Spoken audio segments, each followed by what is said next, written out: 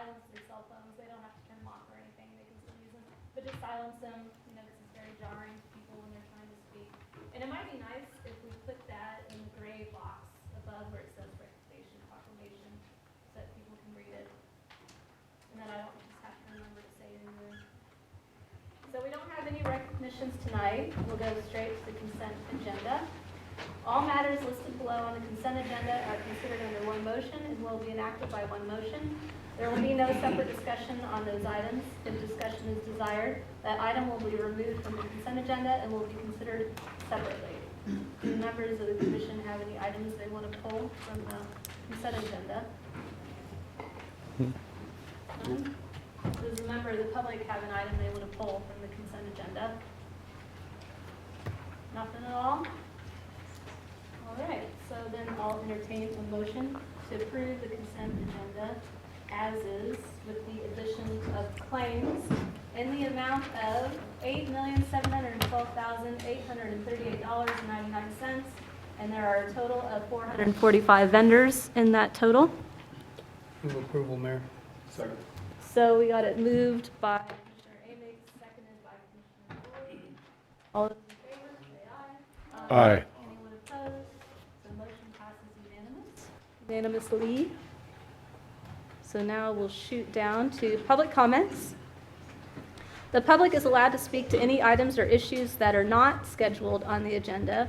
After first being recognized by the mayor, as a general practice, the commission will not discuss, debate these items, nor will the commission make decisions on items presented during this time. Rather, they will refer the items to staff for follow-up if necessary. Individuals are asked to come to the microphone, sign in, and state their name and address. Speakers should address all comments, questions to the commission. So do we have any public comment tonight for items not on the regular agenda?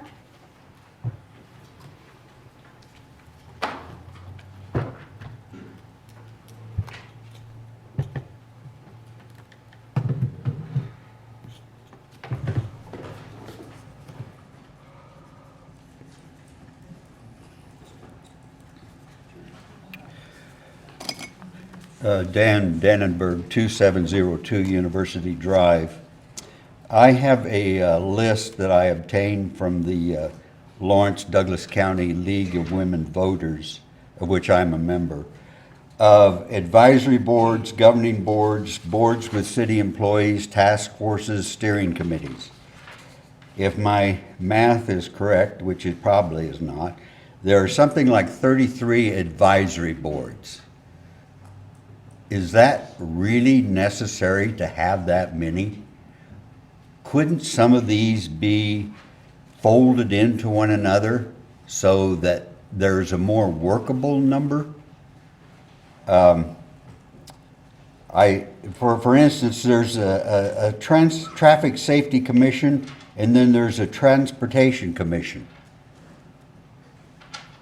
Couldn't they be in the same board?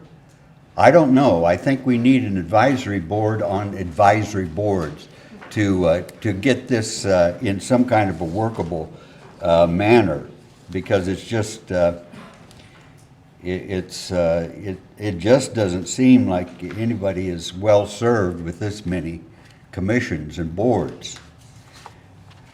The second thing I want to talk about is the matter involving the Oread Hotel or whatever it is. I believe that's in some kind of litigation. I saw an article in What Passes for the local newspaper that mentioned something about the judge recommending a mediation. I think since we as the public, or at least the city commission, gave that project a substantial amount in tax incentives and abatements, that we in the public need to know what's going on, and we need to have a detailed report of the status of the case and how it's going forward. There was the term fraudulent used in one of the articles in the paper, and that brings to the question, why wasn't there a special prosecutor appointed to thoroughly investigate this matter and bring charges if needed or exonerate the necessary parties if needed. I'm not a smart guy, so I don't know what's going on here. And I think we as the public, because of the number and amount of tax incentives and abatements given to a local oligarch, we need to know what's going on, and we need to be kept informed.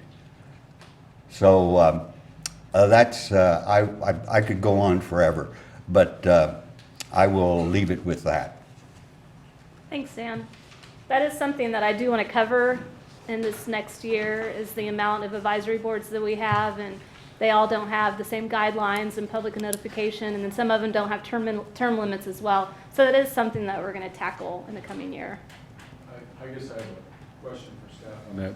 We show a Traffic Safety Commission on our website along with the Transportation Commission. It was my understanding that the Traffic Safety Commission was going to be essentially phased out. And if that's happened, can we just get that off the website? Thank you, Thank you. Stuart.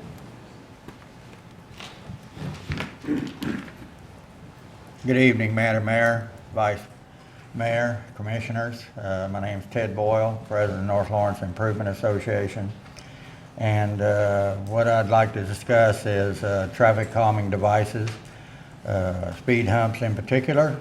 And as some of you may remember, last year I brought this subject up about the size of these speed humps. And what North Lawrence does is we apply for a grant to get the money to pay for these speed humps. The city doesn't pay anything except they install them. And we just had our second one installed, just finished it last week on North Street. And I want to tell you that we could tack down a 2x4 to the center of the road and it would be more effective than these speed humps. And the residents in North Lawrence are really dissatisfied with this. And especially since the city doesn't have to buy the materials. And last year I asked the commission to find out why speed humps, traffic calming devices, are different sizes throughout Lawrence. And I want to know if anybody has researched that, and why the speed humps on North 9th Street between Locust and Walnut are approximately 6 foot wide and 2 or 3 times taller than the ones on Elm Street and North Street. So, and Lawrence Avenue, they've got actually got recesses in them so the fire trucks can get through there and emergency vehicles.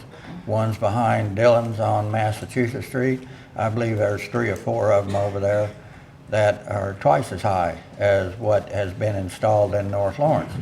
So I've asked, I wrote the grant last November for 2 more. And, but if we continue to get these inefficient traffic calming devices, why should I ask for that money? It's a waste of money.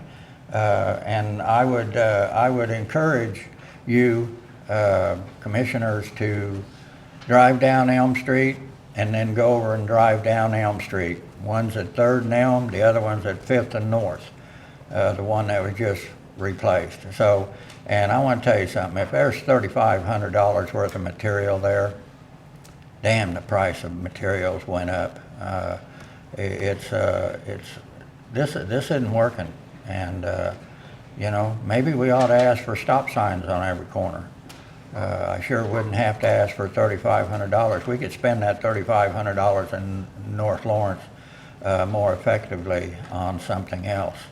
But we've had these traffic problems, and I found out a way to get those speed humps. The city's got a backlog of 2 or 3 years on these speed humps, and so I apply for it to a grant, and at the end of every fiscal year we install another speed hump. Next year we're going to install 2, but not if they're like the ones that we received here. They're, you can barely see the one on North Street. So I would, answer to my question, has anybody since last year, when I stood up here asking about this same subject, researched why there are different sizes throughout the city?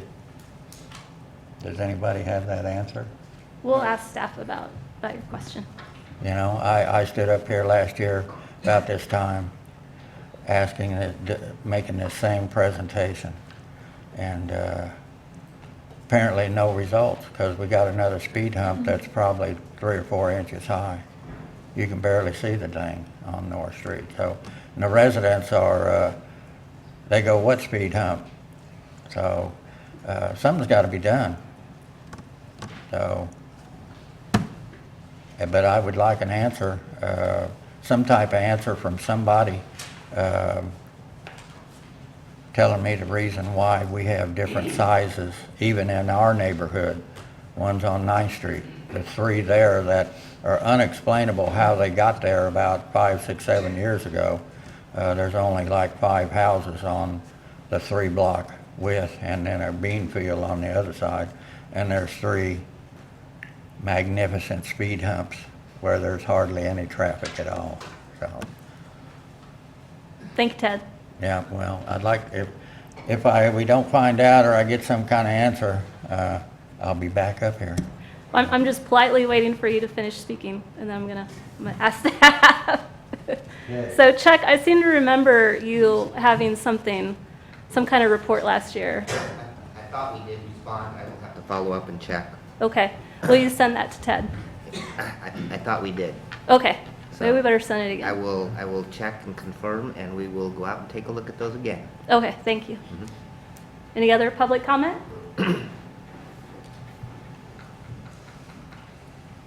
All right, so we're on to the regular agenda. Once again, the public is allowed to speak to any regular agenda item or give public comment after first being recognized by the mayor. Individuals are asked to come to the microphone, sign in, and state their name and address. Speakers should address all comments, questions to the commission. So item number 1 is conduct a public hearing regarding the unsafe structure, which is a single-family detached house located at 1305 New Jersey Street. Good evening, Mayor, Commissioners. Brian Jimenez, Code Enforcement Manager for the Planning and Development Services Department.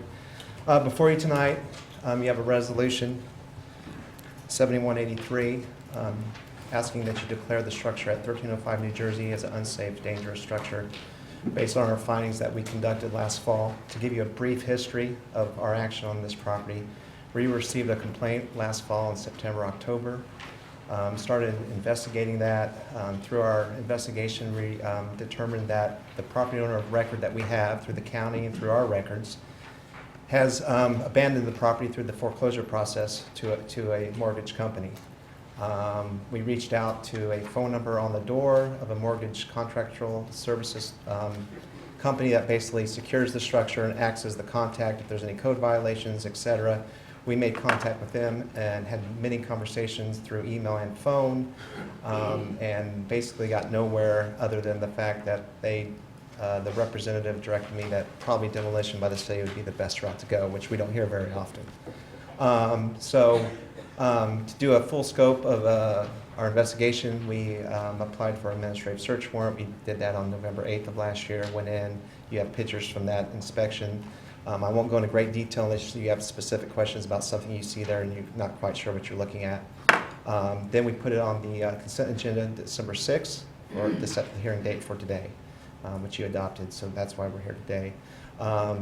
In real short summary, in my experience in dealing with these, this one's really bad. It's basically been abandoned for at least 3 to 4 years in our opinion, based on utility records have been shut off and such. So. Since we've put it on the consent agenda in December, we've had no contact with anyone who's reached out to us. Usually, sometimes I do get calls eventually. This hasn't occurred this time. As you will notice, I identified a March 3rd date on the resolution tonight. That's typically a lot shorter than I normally do, because one important factor here that isn't always the case, we have vagrants, transients that have been inside this structure numerous times. We actually had a fire call back in November. The fire department responded. It could have got really out of hand. Luckily, it just took part of the makeshift addition on the west end. But I have a fear that if it doesn't go down soon, we're going to continue to have issues with people trying to stay in there, keep warm, start fires. The neighboring properties are definitely at risk in that situation. Sometime in the last 4 or 5 months, a large tree has fallen in the backyard. That's in one of the pictures, so we obviously will have to remove that as well. So in conclusion, we're looking to take it down very quickly. And I stand for any questions. Any questions for staff? Brian, we haven't had any ownership change or anything in that property? No, when we reached out to the owner of record, we sent a letter, and what we got back in response was the attorney for that owner giving us documentation through the court system that Right. showed in 2013 they went through the foreclosure process. So they've basically, that letter told us that they had relinquished all rights to the property and they were no longer involved. Why it hasn't changed over yet, I don't know, but I can tell you during foreclosures, it's not uncommon for us to go through 3 or 4 years of showing the owner of record they're no longer the owner of record. So sometimes it takes a very long time. And trying to get the actual contact person is mind-boggling sometimes. We get transferred numerous times, and I might be speaking to someone in California or the East Coast, and they're just simply representing the bank at that point. They haven't been here, they don't know what it looks like, and so that's how we work those. So was there a redemption period granted by the court? Oh yeah, redemption period will typically be 90 to 120 days, so that this document showed that the foreclosure happened in 2013. Okay. So it was very clear, their attorneys stated that they had no ownership rights whatsoever in the property. And we did the notification process as required by state statute as well to that person. Any other questions for staff? So the first thing we need to do is to open the public hearing. Do I need to read the entire action to open the public hearing? Okay, so is there a motion to open the public hearing? So moved. Second. So motion made by Vice Mayor Boley, sorry, Stuart, and seconded by Commissioner Herbert. All those in favor, say aye. Aye. Any opposed? So motion passes unanimous. So the public hearing is now open. If anyone would like to speak on the matter.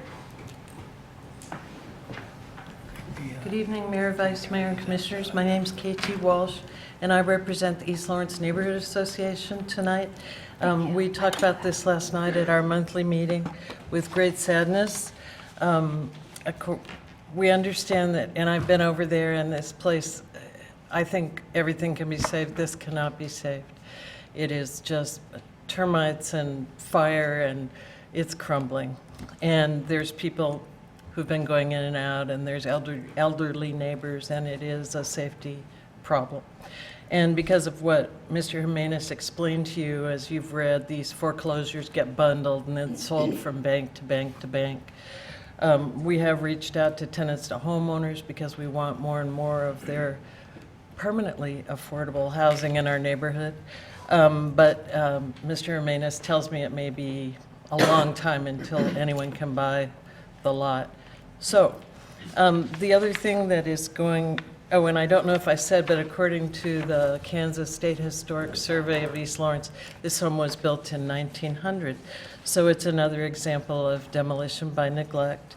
And it's a little bit of a sad time in East Lawrence because there are 4 properties going down in the first 2 months of 2017.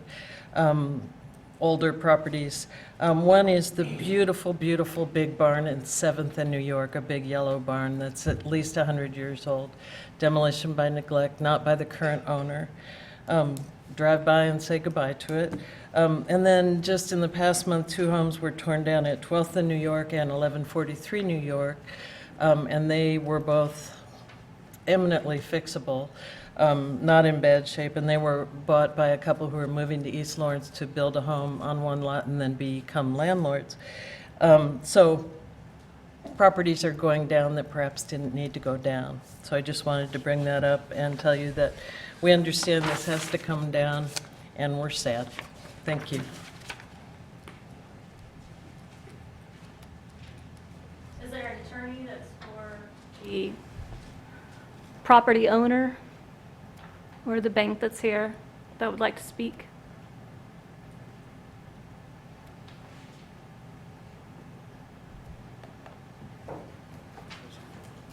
Any other public comment?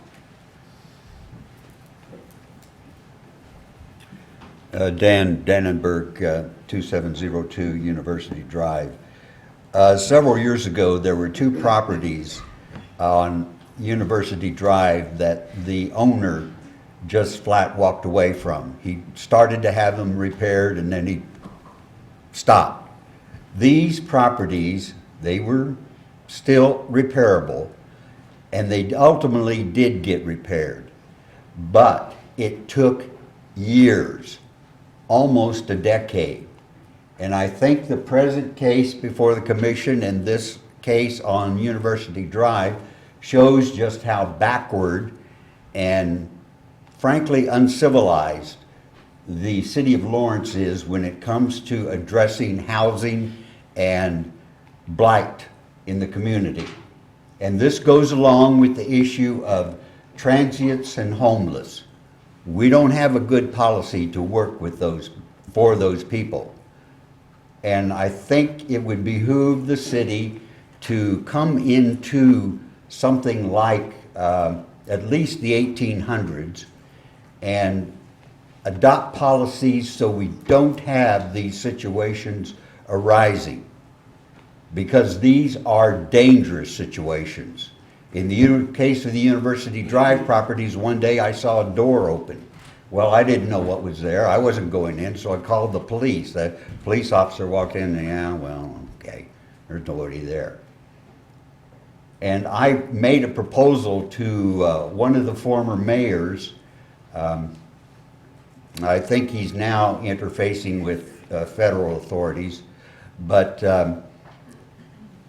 to adopt a policy of constructive abandonment. Now, I don't know whether that's a legal term or not. I assume it isn't because I just made it up.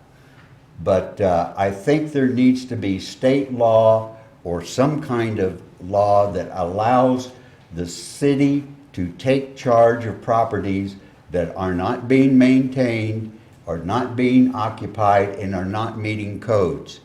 And that means cities would own these properties, and they would, or the city would then arrange for a sale to an owner who's going to rehabilitate them. The previous owner, no way.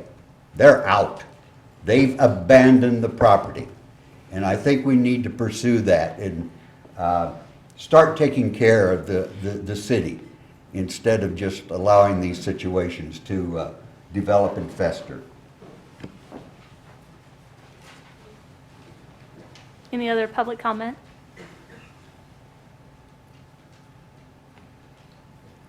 Mayor, I yes. move to close the public hearing. Second. So the motion was made to close the public hearing by Commissioner Amyx, seconded by Commissioner Herbert. All those in favor say aye. Aye. Any opposed? So motion passes unanimous to close the hearing. So what's our thoughts on this? Mayor, I believe that we've probably given the owner of this property ample time to come up with a plan to save the property. I don't know how many times, I can't remember how many times it's been on our agenda over the last several years. I think that we've probably exhausted all possibilities. Now it's a situation of safety. I suggest that we go ahead and proceed with the demolition. I agree with that. I agree. Okay, so we need a resolution. We need to adopt a resolution to do that. I'd make a motion to adopt resolution number 7183, declaring the structure located at 1305 New Jersey Street dangerous and unsafe, and ordering the property owner to commence and complete substantial repairs of the structure be removed by March 3rd of 2017. Second. All right, so motion made by Commissioner Amyx, seconded by Vice Mayor Boley. All those in favor, say aye. Aye. So motion passes unanimous.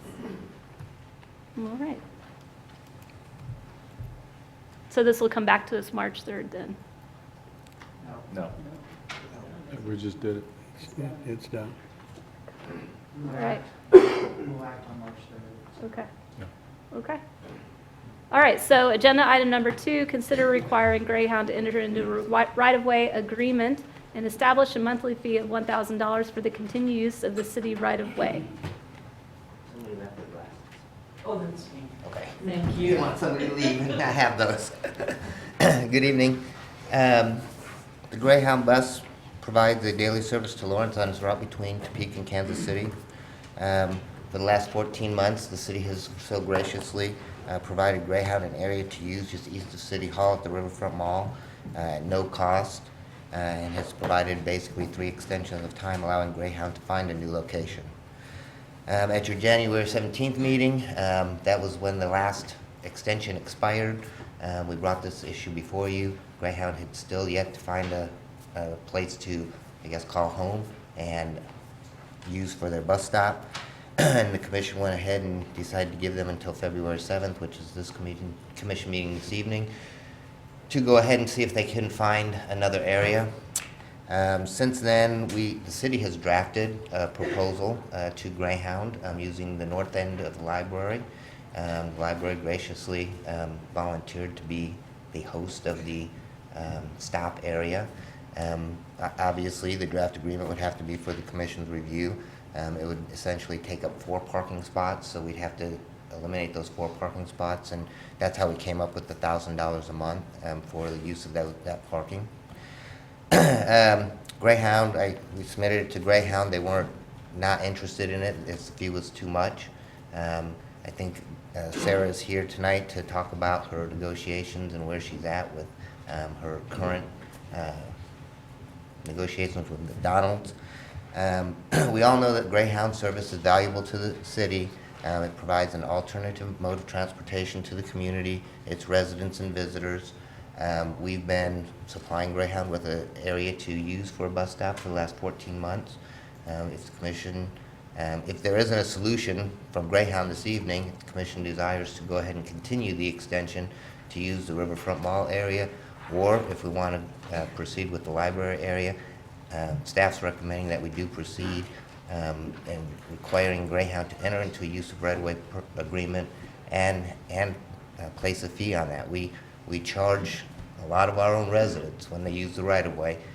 We just got done establishing a downtown benefit district for parking where everybody in the downtown is paying for parking stalls. So if Greyhound wants to continue to use the right-of-way, they should probably also pay a fee for that. I can answer questions, or I believe Sarah's here. She can tell you where she's at with her current negotiations. Just Any one questions? question. Chuck, the monthly fee, according to this, was established based on the 4 public parking spaces Uh-huh. you use for private parking, or for private enterprise. Was there a formula to that effect? Is that how much they bring in, the meters? So the meters are 50 cents an hour, Right? $12 a day. And if you figure 20 days a month, I don't know if Greyhound services Saturday and Sunday, that's $240. So that's how I kind of came up with that number. And then you have 4 spaces, $1,000. Okay. I'm curious as to why you didn't consider any spaces on Vermont Street, because close to the entrance to the parking garage, there's a very large gap that Parks and Rec, when they're doing work, they usually park there to work on things. So why aren't we using that area, which I don't believe has any meters at all and isn't really used for parking now? Is it going It's on Southbound? Vermont going south, yeah, right before the garage, in front of the terrace. I know we looked at Vermont, and we had some issues with how the transit stop worked, but, you know, that's basically where they use as their transfer area. Whether that south side was considered or not, I do not know that. Well, I don't think there's any meters to remove there, so that might be an interesting arrangement that. Could be, I don't know about the visibility when people come in and out of the garage. You know, it's only a short period of time. Would still recommend, whether or not we delete parking or not, there should still be a use of right-of-way agreement and some fee established for that. Well, I think we should investigate that, I guess is what I'm saying. I mean, because then the Greyhound bus could come in on Vermont, just go straight, and then go back onto Kentucky. Because right now, the way that they're pointed now, I'm assuming they're going to cross Mass Street and then have to go up over to New Hampshire and then north, which is what they do now. And this would keep them completely away from Mass Street. So, We didn't go any farther since Greyhound wasn't interested, so. mhm. Well, I would be interested in that arrangement. Mayor, See what is it- Sarah has to say. All right. Right. Any other questions for Chuck then? Mayor, the area that you're talking about, there's some handicap parking that's right in there. Yeah, is it possible that we could pull that up on a map there so that we can, I'm happy to walk over there and point out where I'm talking about. On the map, yeah. Because the map that's attached doesn't I was thinking there was some handicap parking. lot. doesn't cover that area.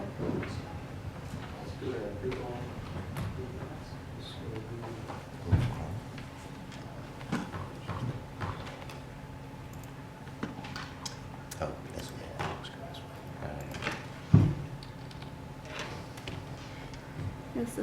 This one might be easier to point to on this wall. But then you guys can't see it.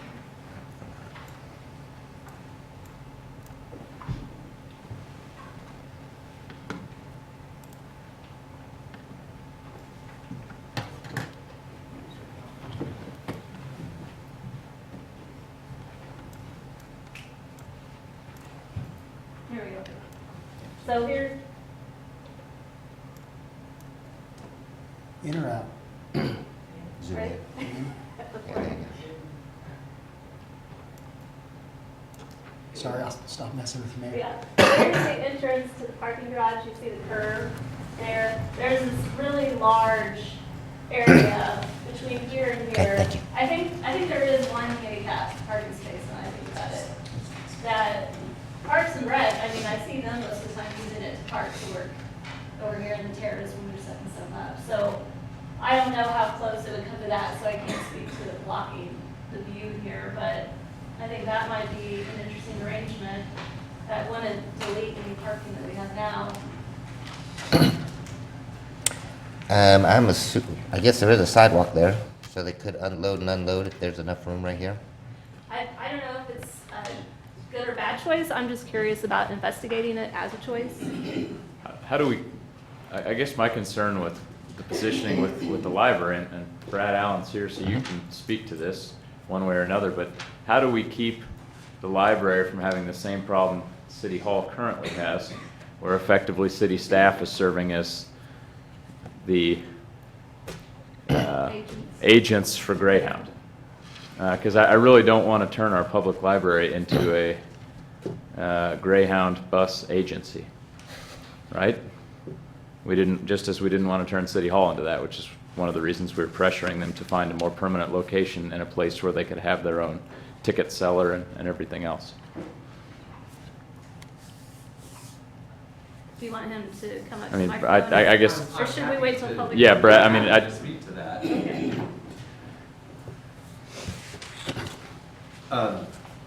I'm Brad Allen, Executive Director of Lawrence Public Library. We kind of already do serve in that capacity because, and this was one reason that we offered up near to the library, is we do help people print, since there is no ticketing agency and everything is online, we walk a lot of people through this online process. We offered it up just because we do see Greyhound customers already, Okay. and we knew that it was problematic for the city.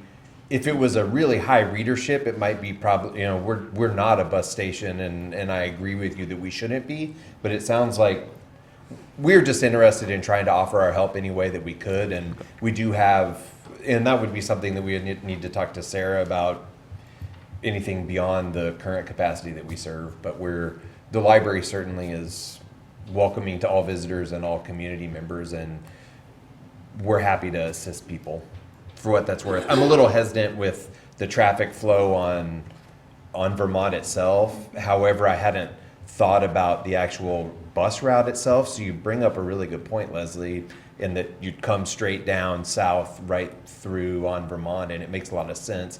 It's more problematic, their route, but we just felt that 7th Street would be of a safer but still close. But I am certainly no transit expert. So, but we're okay with it as it stands now. But Appreciate that, thank you. I appreciate your concern. Any other questions for Chuck, and we can have Sarah come up? Okay. Thanks, Chuck.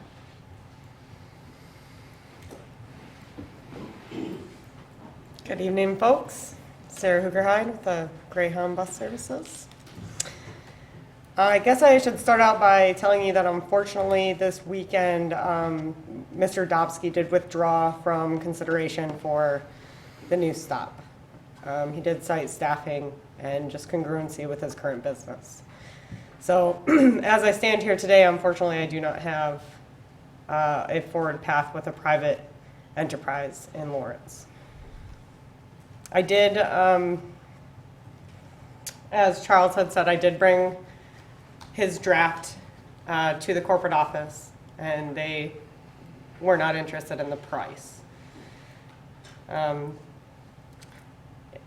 I'm happy to take any suggestions, wants, drafts, anything forward to them that you would like me to. I do not have the authority to approve any negotiations, but I'm happy to play liaison. Any questions for Sarah?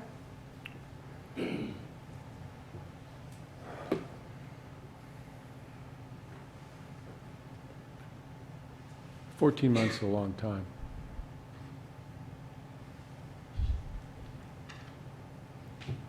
I think that there's a way to keep the service, but I think if $1,000 a month is not it, to be able to use the right-of-way in the downtown and put this deal to rest, is there an amount that you were looking at as what would be an adequate rent for another location? So, when I brought the amount, they said that, you know, as a service we provide with it not having any, with there not being any customer service attachment, that it was unprecedented nationally. I believe that our average is around $250 a month. But again, I don't have direct access to those numbers, and I'm not the person to be able to approve an exact number for you. Do you have any suggestions from staff? Well, usually when you make an offer, you get a counter offer as to what a reasonable amount would be. So I'm not in the habit of bidding against the city after an offer's made. I think they need to respond with some sort of affirmative suggestion as to what would be reasonable. Well, I think perhaps maybe what we should do is have staff continue the negotiations.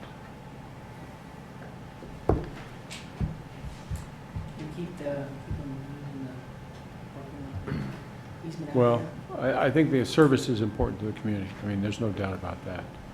But we need to come to some kind of resolution to this. And I think that for us to sit here and try to negotiate with somebody who can't negotiate is kind of silly. So that's why I'd like to ask staff to say, you know, let's keep trying to come up with an agreement. How about, Is there any thought to keep this out here for a fee, or keep it out here for a fee, or? You know, I think there has to be some pressure brought to bear on Greyhound. I think the city has been very accommodating in providing the space, and I think it's good that you set a target date by which some sort of resolution is resolved, so that they know that there's some seriousness at our end, or we're going to be back we'll here just- every yeah, month right. for 6 months. I am still interested in the Amtrak station, which I thought we were taking over last year finally, but it looks like we're finally maybe getting there tonight, since it's just 3 buses, one at a time, 3 times a day. I still think that might be a possibility. Did you guys speak with Depot Redux about that? No, not specifically. And again, I think those are things that we will need to work through if the city is successful in closing the transaction that's later on your agenda. And talk about the implications of the use and things like that. I will note, and I think I have mentioned previously, when there was temporary use in that location, there were complaints from neighboring From Van Gogh. businesses. So I think that would need to be a concern. We would have to have some mechanism to be open at the times that Greyhound would be there. At this time, those times do not coincide, as I understand it, with the times that the Amtrak Right. comes through. So those are all things that I think we need to discuss if those are possibilities for the future. Right. Yeah, because I wouldn't advocate for it to be the Greyhound stop if the building wasn't open. Because no, I don't want to just recreate what happened with Van Right. Gogh. The reason I bring up Depot Redux is because they do have that caretaker, and perhaps we can partner with the caretaker somehow to come and be open when Greyhound stops by as well. Because they already have, kind of a procedure in place, so if we just tap onto that, that might be easier. I haven't talked to them, so I can't say that it is, but. Yeah, I know that even, I think caretaking with the current Amtrak schedule has been a challenge with that group. Since they're primarily volunteer-based. So I think those would have to be things that would be. Yeah, you'd have to talk to them. Greater discussions and things like that in the future. Right. Mayor, I think since I've been here, I think the most reasonable location that I've heard is the library. They have computer service available, whether it's for Greyhound users or others, that people can print a ticket. They can go online and check, the different service times and things like that. And you have a, excuse me, you have a landlord who is obviously willing to make that arrangement work for them. You've offered a alternative location to the location that we've selected. So it's there. What we need to hear is somebody that's in a position of authorization to negotiate a dollar amount from Amtrak. And I do have some concern with lowering that $1,000 amount too drastically. I mean, we constantly, it seems like every commission meeting, we deal with some issue on the agenda that ultimately comes down to the concept of the availability of downtown parking, right? And so you're talking about, if we're trying to find a solution for downtown parking, removing spots is typically not it. And so there does need to be an economic benefit to the city if we're doing away with an already low quantity of spots. So, I mean, if the $1,000 mark isn't it, I don't think we're far off, just based on meter tolls, as Chuck pointed out. The library provides shelter, it provides restrooms. There's even, some beverage service available in the library. It provides a staff that's willing to help Greyhound on taxpayers' And a willing dimes. landlord, which Greyhound I mean, has not been able to find. The reality is there's a certain amount of staff time that's going to go into this. Yeah, there are services that are available here, so, I think that needs to be taken into account. Has Greyhound talked to the library? No, I have not. I'm concerned when we brought it up with the volume. I'm concerned with the volume and with their want to perhaps need compensation for also servicing Greyhound. I don't know who stops by there now, but I can tell you that Lawrence, as a place without services, as a place where they need to print their own tickets, are already servicing easily 3,000 annually, originating and departing passengers. So if that entire volume's using the library, I think that they would, I'm concerned about that. I definitely still think that, a third-party business is obviously our best bet, but I haven't had a lot of interest in the community. I haven't really gotten a foothold.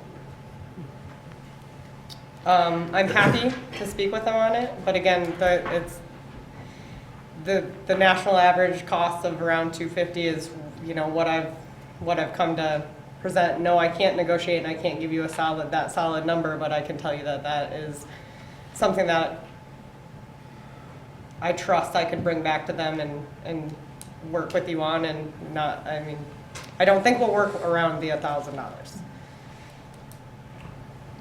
So what we need to hear from Greyhound, whether it's Sarah or some other representative, is what The counter proposal would be to use the library. And I would encourage Sarah to sit down with Brad Allen and have that conversation. And I would encourage the commission to give us a time specific to get this resolved.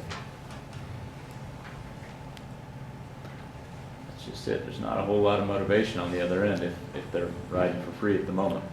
I It's wouldn't be in a gonna big continue hurry to this pay way. rent either. So we could 30 pass days? this requiring Greyhound to enter into the right-of-way agreement, establish a monthly fee of $1,000 subject to staff discussion with them. So we could take that action tonight.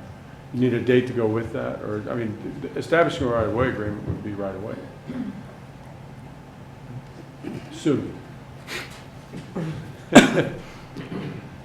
I guess that's not necessarily what I'm suggesting. I'm suggesting that we maintain the status quo for another 30 days, the first part of March. We ask that Greyhound sit down in earnest and talk to the library to see if that can work out. I'm sorry, my voice is going. I want I to, appreciate that if you don't mind, I want to make clear that it is, I'm very interested in staying in the community and remaining a good partner with your community. And the only reason that I didn't pursue speaking with the library is I was pursuing another path at that time. And just this weekend did that not come to pass. So, to be clear. So you're thinking another 30 days? Max. Yes. So Mayor, let's go ahead and extend it 30 days. And let's go ahead and have the alternative site that you brought up looked at as something to look at. Matt's idea about taking downtown parking is a very good one, because we're always going to have that fight. And somebody's going to pay that annual fee on that parking garage. I'm real excited about that. But if we want to look at the depot after the action this evening, if it's in the affirmative, I think one of the things, we will fight the same battle as we did before on that, and I think that it probably makes some sense, but I don't think, we need to fight that war again, so that would be my... Well, that was for all of the transit buses. I understand, So but... very different amount of buses. Oh, I understand, but, you got the same fumes and everything else coming out, so, anyway, I just don't think that that's something that we want to fight. Your idea of the area in front of the library, if workable, probably makes as much sense of anything, because it helps the routing coming across the bridge and such, so. Well, Anyway. let's have some public comment, and then we can come back to that.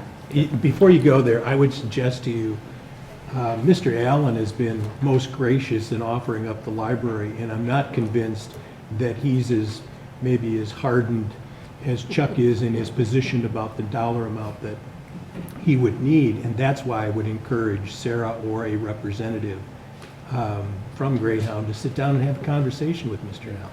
I mean, he's been very willing to try and make this work, so I don't want to see a hostile situation be created any further that would cause Greyhound to move on. I think there's a real opportunity there, and I just don't think it's been explored or vetted fully at this point. Well, maybe after this little agenda item right now, they can meet out there. Yeah, I'm absolutely happy to meet with them, and, I guess I'm trying to get direction from you guys as well in that process. So, but no, absolutely. I'll give them my card right when I walk away from the podium. Okay, so are we ready for public comment now? Let's do it. All right. Thank you. Thank you. Any public comment on this item?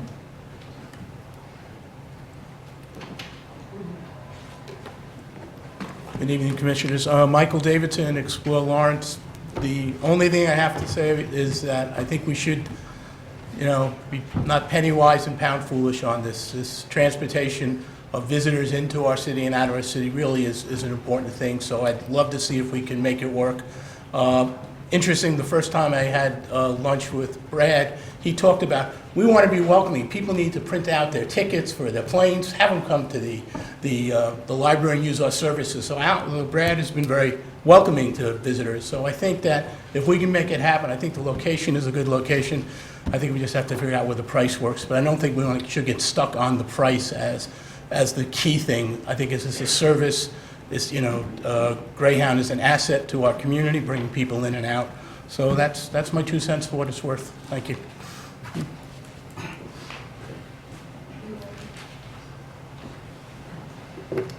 Hello, my name is Brad Gibson, Lawrence resident, and I'm here to speak about Greyhound tonight because Greyhound is affordable transportation, just like walking, biking, carpooling. It's a form of affordable transportation. So I think back, a few years back, in the name of affordable housing, we built, down by the Polar Building, parking lots, landscaped, lighted,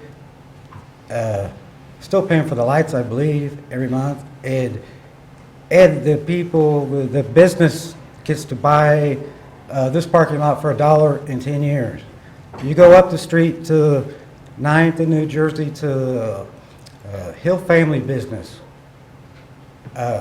We sold them 4 parking spaces a few years back for $1 in the name of meeting city code.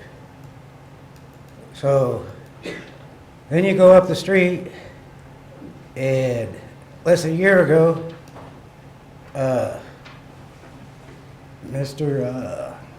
Herbert, you voted to remove at least 7 parking spots for a project in the name of a bike path and plants.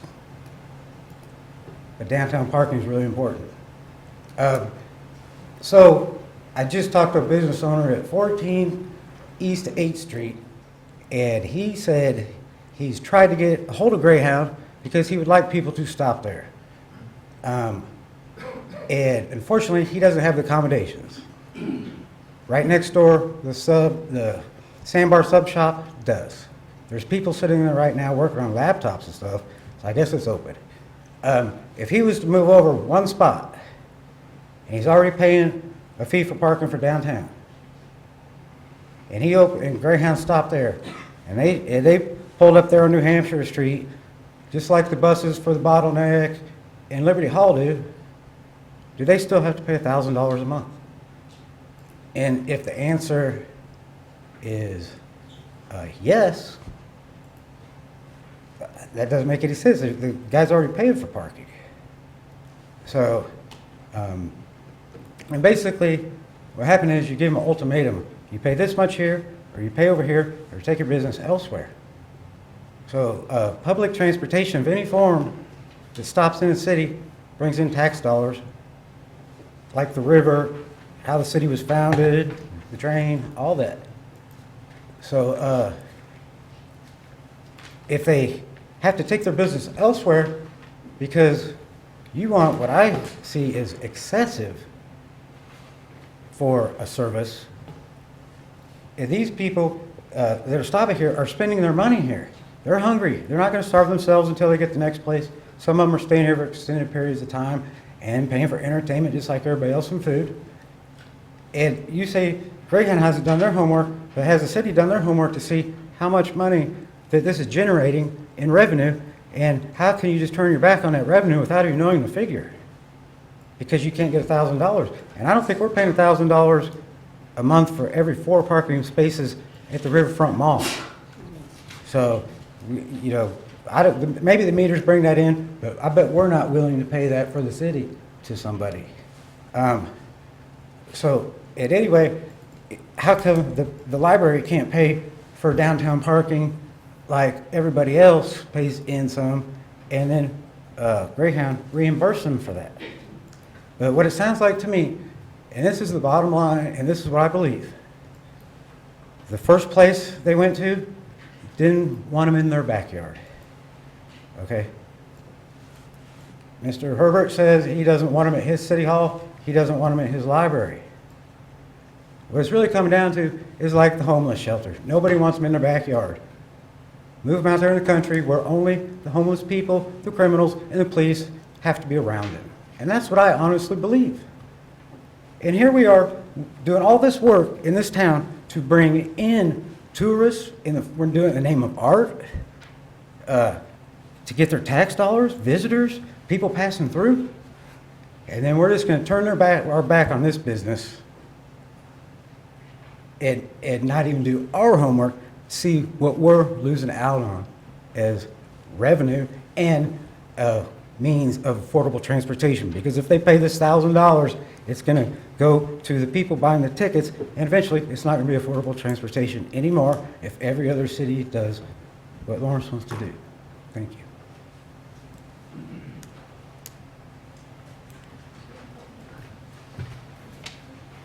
My name is Jim Buddy, live at 1004 Wildwood.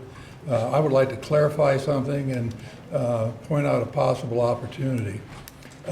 First of all, the caretakers are paid for, well, I should say, I've been on a Redux board before there was a Redux board, looking after the depot. But one of the things that occurred with a lot of work with Amtrak was to get the caretakers. The caretakers are paid for by Amtrak. And of course, Depot Redux will, if there are openings or problems where they need people to fill in, will volunteer to do that. Also,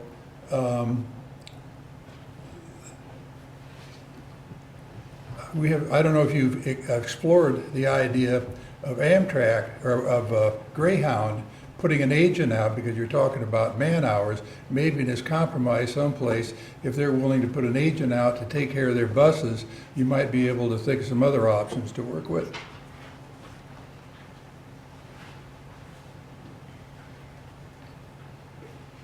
Any other public comment?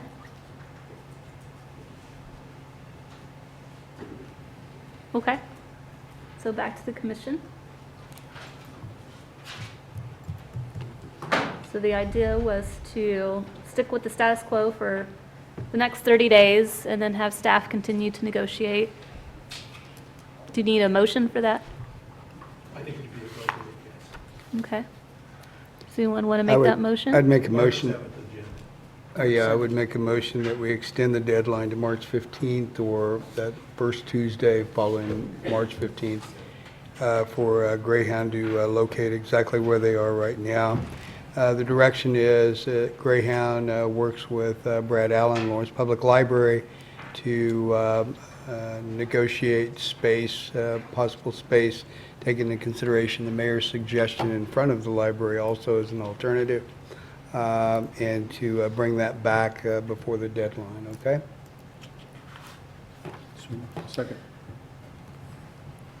All right, so motion made by Commissioner Amyx, seconded by Vice Mayor Boley. All those in favor, say aye. Aye. Aye. Anyone opposed? Motion passes unanimous. So Brad and Sarah, you're sitting one chair apart from each other. I got a card. Excellent, thank you. Thank you. Thanks to both of you. Yes. All right, so now we're gonna talk about Amtrak a little more. So number 3, consider approval of agreements and documents concerning the Santa Fe Station project for the depot located on East 7th Street. Good evening, Mayor and Commissioners. The reason this is back before you, and the majority of you will recall it being in front of you in July of 2015, there are a couple of changes that have been made that we wanted to bring to your attention that we wanted to outline, but the majority of the agreements are substantially in the same form that you saw them in July of 2015.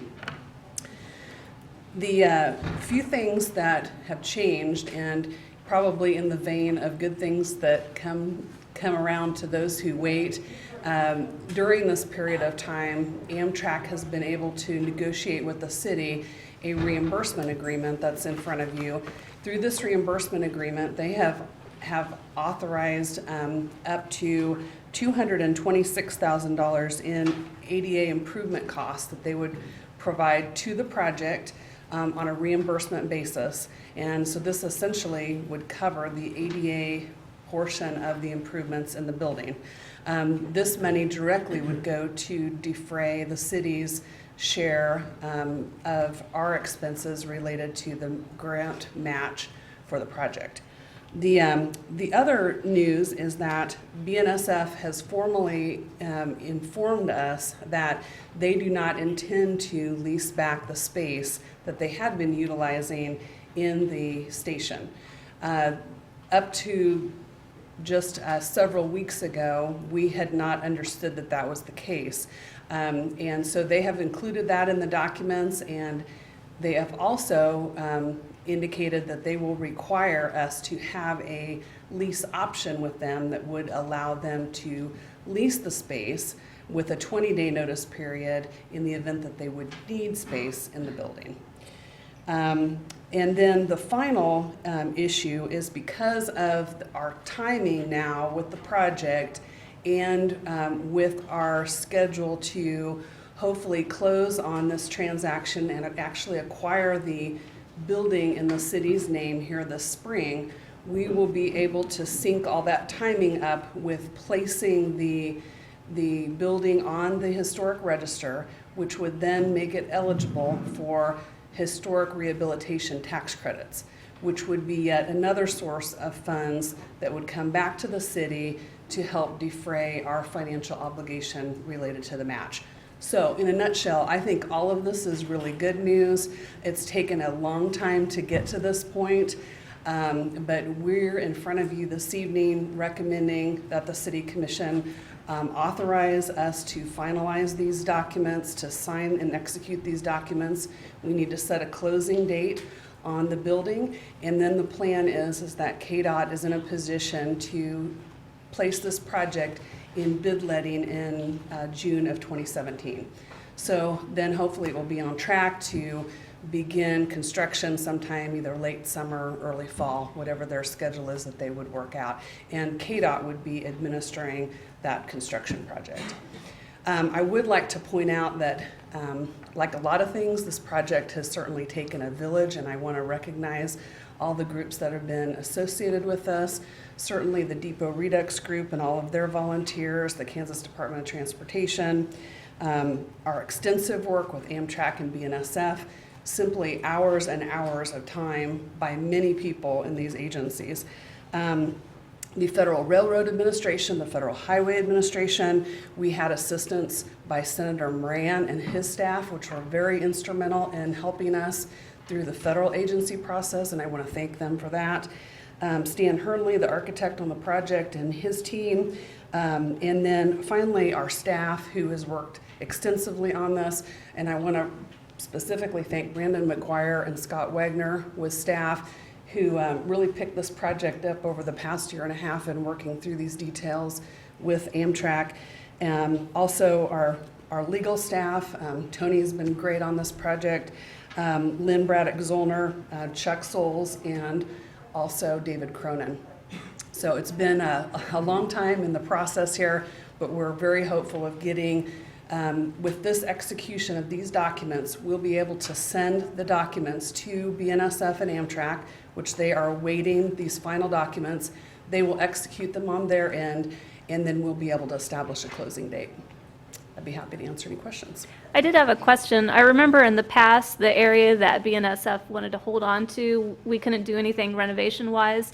So if they're not immediately going to lease it back, but still want the option, does that mean we can't do anything with that space, or it can be included in the renovation? I wish that the answer were better, because had we known that at the time that we were putting all of this together, that they were not going to be in that space, we could have had the restoration work, the paint and different things that were happening in the other parts of the station happen in that space.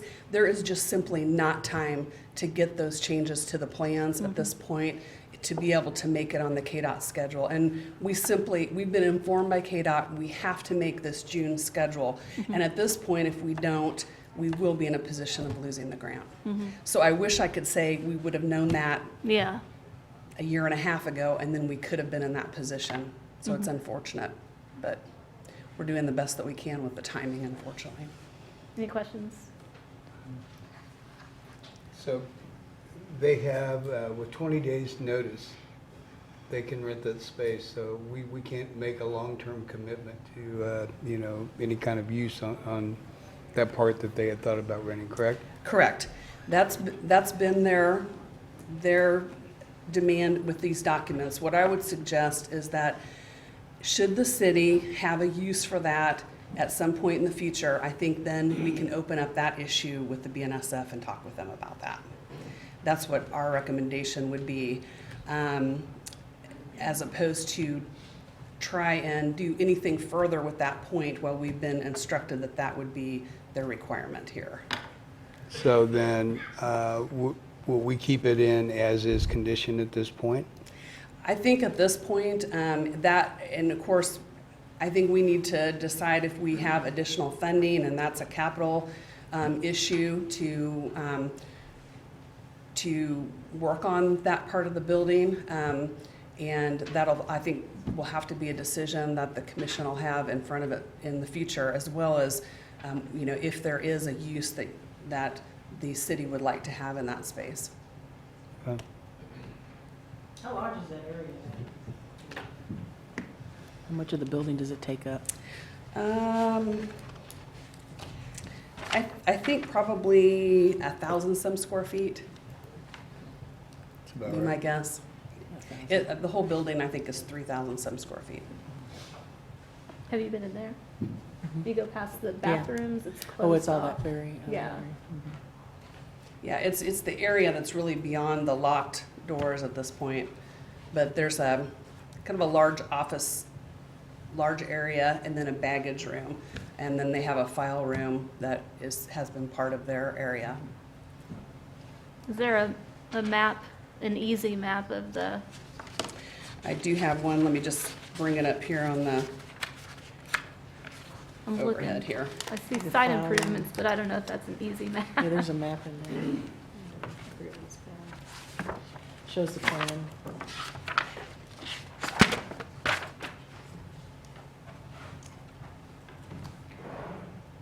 I wonder if that steam engine will still, or not steam engine, but the diesel engine, the head engine, what is that called? We have a lot of train buffs in the audience.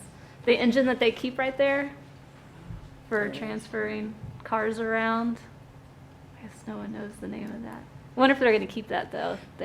We had previously been informed that that was also a necessity to stay there. So as far as I know, that may change again in the future. And the other thing that they require is keeping there's a microwave tower that they require for communications. This is the floor plan of the building, the area that's in blue. This is the exhibit for the Amtrak lease. So all the space that isn't outlined in blue, which is, again, this large, what's called the freight office, the baggage room and the file room that I mentioned were all space that they were designated as BNSF space. And again,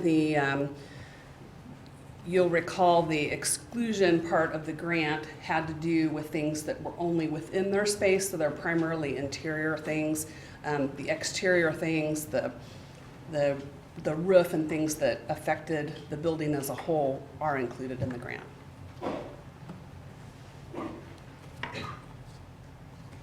Any other questions? I thought I read somewhere in there that they're, as part of the upgrades, they're going to be installing geothermal and solar. Is that correct? Yes, correct. It's great. Good to hear that. Yeah, we're really excited. I think this is going to be a really cutting-edge building for the city. We really wanted to be able to have it be a showcase in that regard, but also show how it can be done in a historic building as well. So this will definitely help us with keeping utility bills very low in that building. Okay. I'm excited. I think it's a great project. Yeah, it's going to be awesome. Any other questions for Diane? Mayor, just one other comment. Yes. Diane forgot one person that done a lot of work on this. Yeah? Diane. Diane. Thank you, We need to Diane. thank Thank her. you, Diane.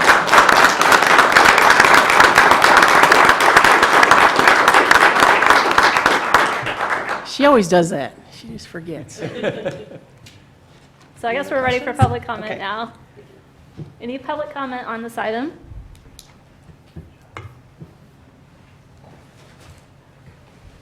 I'm so sorry. I'm just, East Lawrence neighborhood talked about this last night, and we are so thrilled. Just wanted to say that. Thank you. I'll also say something quickly. Suzanne Hampton, I'm an East Lawrence resident and representing the Lawrence Loop project. And we Loopers are very much on board with this. We really hope that this happens. We support it 100%. We think there's a great secondary use as a trailhead or potential parking for loopers and will help economic development in town and keep bringing tourists to town. Thank you. Make sure you put your name on the sheet that's on there.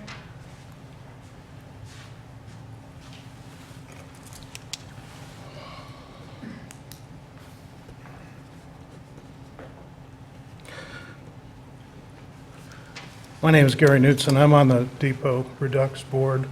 I'm also a former locomotive engineer for BNSF.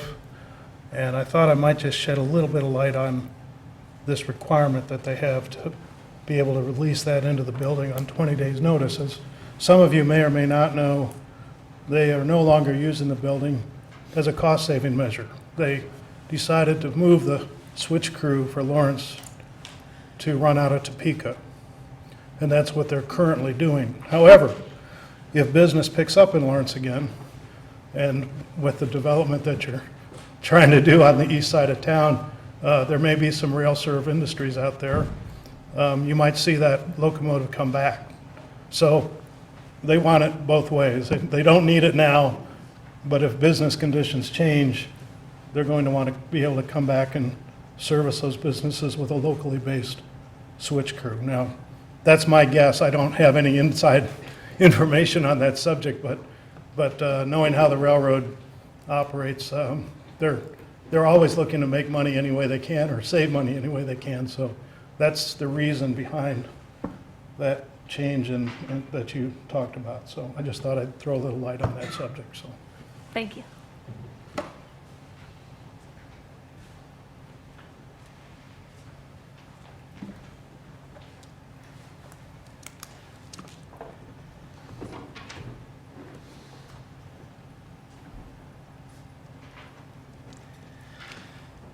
Good evening, Commissioners. Dennis Brown, President of the Lawrence Preservation Alliance. This thing does go back quite a ways. I was trying to think, I think I was in this room when this first came to the City Commission, and I'm going to say it was 3 commissions ago. And each of those commissions from that group to you have taken actions that have just brought things a little closer. It's taken a really long time. I don't think the effort predates Commissioner Amyx's term on the commission. Any term. That would be too long. But it goes back quite a ways. And I've been up here saying the same thing a couple of times, but something like this, it bears repeating. There are people who need thank yous, and the Depot Redux, everybody involved in Depot Redux for so long deserves our thanks. They've done a great job. City staff has done a great job. Diane, Stoddard, an amazing job. To paraphrase what you said, Diane, good things come to people who work. And we're thrilled that this night is here. Thank you.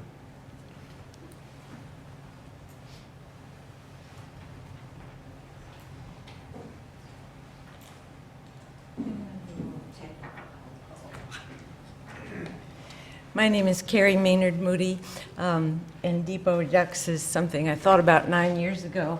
So yes, Mike has listened to me quite a few times on this subject. But tonight our ship is in the harbor, and we want you all to sink the anchor before she sails away, because having this grant is a dream come true. But waiting these 4 years since the grant was issued has just been really hard for us. We started off with a bang, and we kept it up for about 5 years, and we had some fun in there. I also want to give special thanks to Diane and let you all know from the citizens' perspective, she's been so easy to work with and so encouraging and so helpful. You really have a gem here, and I hope she stays with us for a long time. So, yeah, okay. Yeah. I'd like to introduce some of the board that are here. Gary is our, he holds the purse strings. He's our treasurer. And Jim Buddy is our vice president. And Gary Knudsen Kevin Boatwright is here, and Tom Harper is the one that keeps the work projects the first Sunday of every month going. Oops, I didn't want it to start. Oh, well, just enjoy the show. Oh, it's starting for me. It'll project when?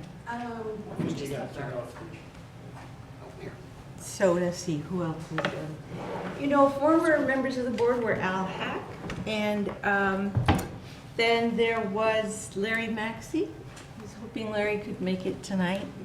So, Diane, would you not go away, please? So how can I get it to the beginning? Because it's on a timer. I'm sorry. No problem. Technology. Great. There you go. Okay. All right. So this is going to go really, really fast. Our footprint is on the original footprint, and that was got a lot of people out there once when the stars from Hollywood came through Lawrence. And then this picture was taken just before the flood hit the station in 1951, and the city decided, rather than trying to save the station, that they would raise it, and raise it they did. The station opened in 1956, and it saw a pretty good life till about 1970. And historically, you should know that in 1970, the freight line said no more passengers. So what's to do with the passenger waiting rooms that nobody wants, or at least that the owners didn't want? So this man with the briefcase might have been the last man to be in that station. And that was, this is going really, really fast, so I better hurry up. Deterioration happened after the freight line stopped taking care of the building, but the passengers kept coming, even though the posts were rusting. And that's Marty Kennedy there from across the street, who opened that building for the morning trains. And this is our first board. And here's some of the early caretakers, including Marty, who opened it at 6 every morning for 6 months. Workday is still popular. We get a lot of people coming, and it's the first Sunday of the month from 3 to 4:30. And it's been a real communal experience for us. We did have train day where we gave out free tickets, and Warren Corman, who is the architect of this building, came to speak to us, and Amtrak came to speak to us. And then we had a historic La Yarda exhibit in our station for a while, and we can talk about that another time. We had music on Friday nights when the train laid over, but now the schedule has changed, and so it doesn't lay over anymore. But then we got our new neon signs. That was pretty exciting for Kennedy Corners to be able to see those beautiful signs. And then we got a $1.5 million platform, and that was pretty exciting to cut the ribbon for too. And so you've got a real prize here, but she is, as of tonight, at this minute, she is still an orphan. How can I stop this, Diane? And this foster family is ready to put her in the hands of a forever family, and that would be the city of Lawrence. And so I'm asking you, please, this evening to authorize City Manager Markus and Diane to execute the agreements they have worked so tirelessly to come to with the railroads. Any questions? Any questions for Carrie? No. Thank you for all your work. You're welcome. Can I just pull it out, or do I have to, you know? Any other quit public comment? Miraculously. I wanted to, before you pull that out, I want to go back to this. Bring it to me when you're Yeah. Oh, come on. Oh, here we go. All right, this one. I just wanted to point this out. This picture here that I've pulled up was taken by a famous railroad photographer named Wally Abbey, and in fact, it's a print that's. I mean, there's a railroad specialty company that offers this print for sale online. Makes a nice poster there. My name is Richie Kennedy. I am related to the Kennedy family of Kennedy Glass. Over there, right next to the depot. And needless to say, I'm also a board member on Depot Redux, and I do support this project. One of the other interesting things, other things I do, in part because your family is right there next to that depot, is part of the influence in my young life that caused me to be really interested in trains. I am what they call a rail fan and also a model railroader. Quick plug. Our Lawrence Model Railroad Club has a train show, not this coming Saturday, but next week, the 18th and 19th at the fairgrounds. And also, a model railroad manufacturer called Walthers has come up with a kit for kind of sort of a modern style Santa Fe depot similar to ours. Not quite identical, but also with the help of Hernley and with the plans for the renovations that will no doubtly be posted to KDOT's website when they do the letting in June.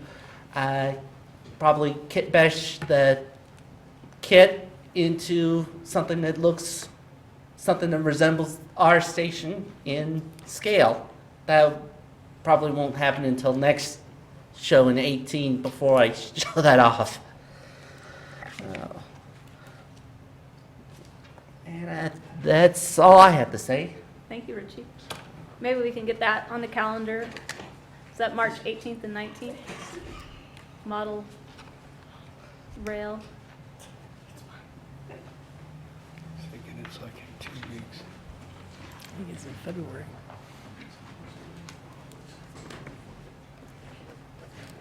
Hello, my name is Tom Harper, and I was reflecting on this process and remembering how frustrated I've been at various city commissioners about them not taking ownership of the building. And clearly, that frustration was misguided because now is the time, right? As somebody says frequently, the deal is as good as it's going to get right now, clearly. So I think there's some wisdom in being patient, right?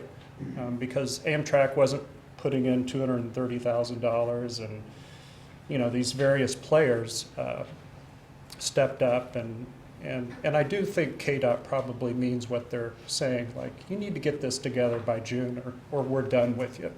So I just think it's great that you five are the lucky commissioners to say yes. I mean, that's a privilege. So you got it easy. So again, thank you for your service to our community, and this has been an honor to be involved with. It has really pulled together all sorts of people from Lawrence with various interests, and it's been an honor to be involved with it. So thank you again.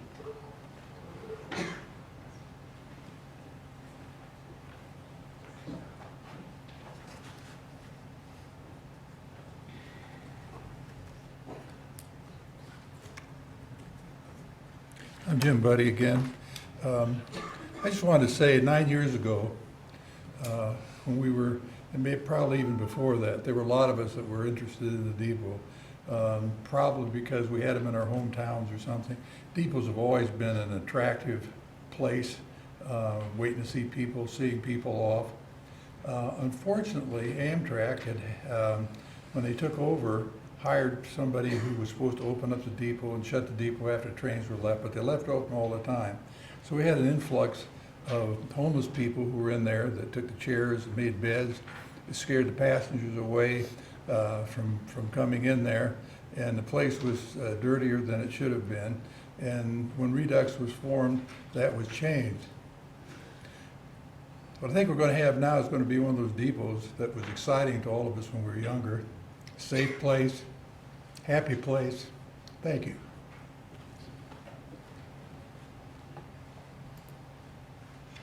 I'm not speaking, I just thought we might want to get rid of this. Thanks, Chuck. Any other public comment?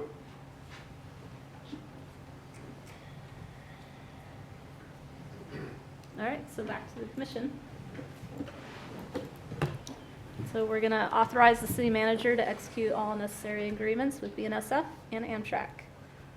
Is anyone have any other further comments about that? I think it's a great idea, and I'm very proud to be a part of this. I had the opportunity to work on the Union Pacific Depot, and had I know Warren Corman, the architect, very well, and we were very fortunate to be able to get his original drawings of the depot. So I think that those are things that are great.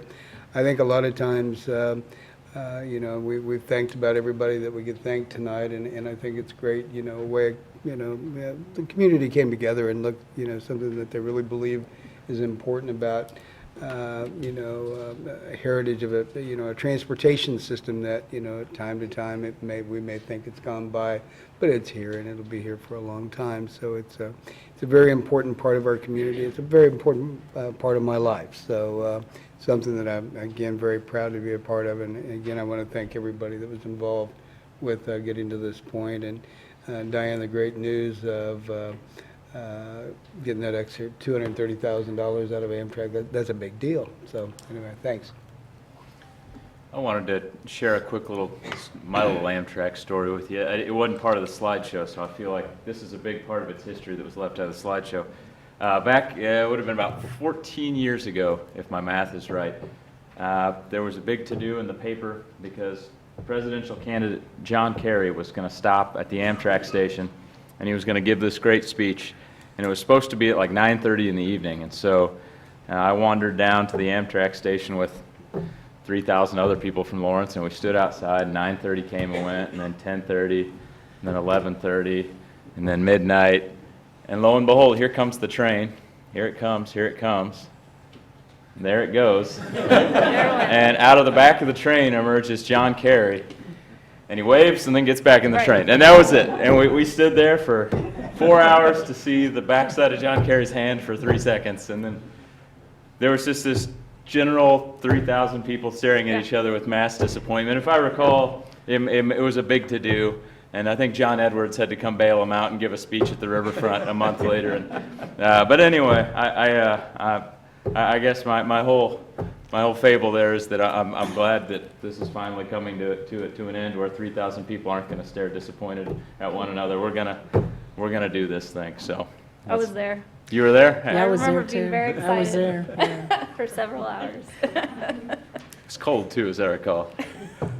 Mayor, I was going to bring up the other point about that, but I had a feeling my young counterpart here would bring up something. I think my date goes back 55 years ago, and standing out there waiting on the train to go to Abilene to see the Eisenhower Museum and such. So we got a lot in common. Go see presidential people, But mine was a little bit earlier. And yours won. Yeah. There you go. Well, I guess I'd like to echo the thanks, and there's a lot to read on this one on the agenda, and there was a lot of comments we got from the public expressing their support for the project. I appreciate hearing that. And somewhere buried in there, I can't tell you where it is right at the moment, there was information about the increase in ridership on Amtrak from the time that Jim was talking about, where it was so bad and people were afraid to get off there. And the increase that we've had to this point, I think it's up to 3,000 from 1,100 or something like. From what? It's up. It started 9 years ago. It was 3,600 and something, and now it's. Okay, so it went from 3,000 something to almost 9,000, and that's wonderful. There's a lot of thank yous for that.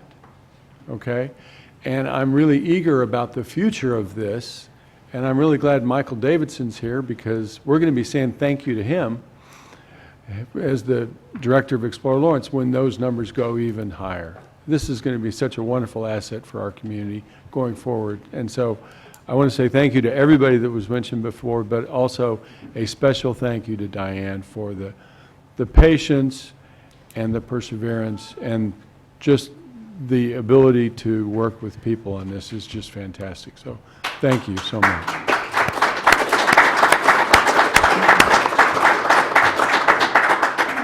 I don't think there's really much more to add. I mean, that definitely covers the whole realm of it. This is a great project.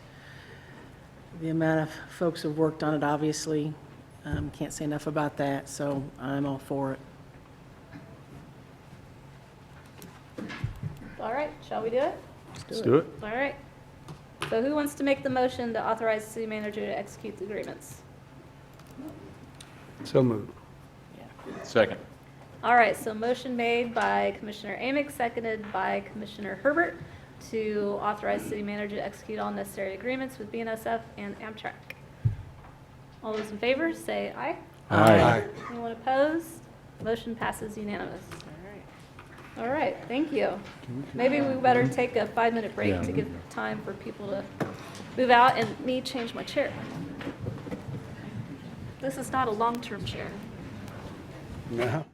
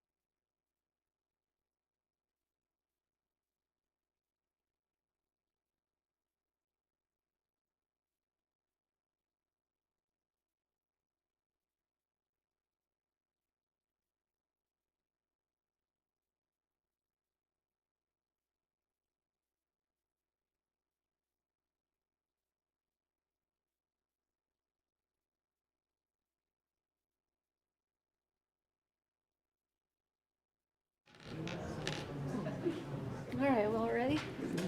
Ready. All right. We got to do a quick housekeeping thing here on our last item. That was actually 2 motions that we needed to do, so we need to go back up and do the historic register part. So I'm going to go ahead and read this.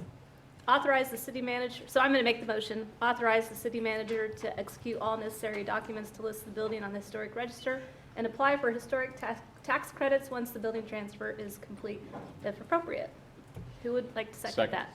So motion made by Mayor Soden, never said that out loud before. Seconded by Commissioner Herbert. All those in favor say aye. Aye. Anyone opposed? So motion passes unanimous. Does that clear up our housekeeping? All right, thank you. So now we're going to go on to number 4. Consider adopting resolution number 7191, authorizing the city manager to enter into a contract with 360 Energy Engineers in the amount of $10,937,472. Wait, let me write this over. First of all, let me take a drink. I just ate some peanut M&Ms.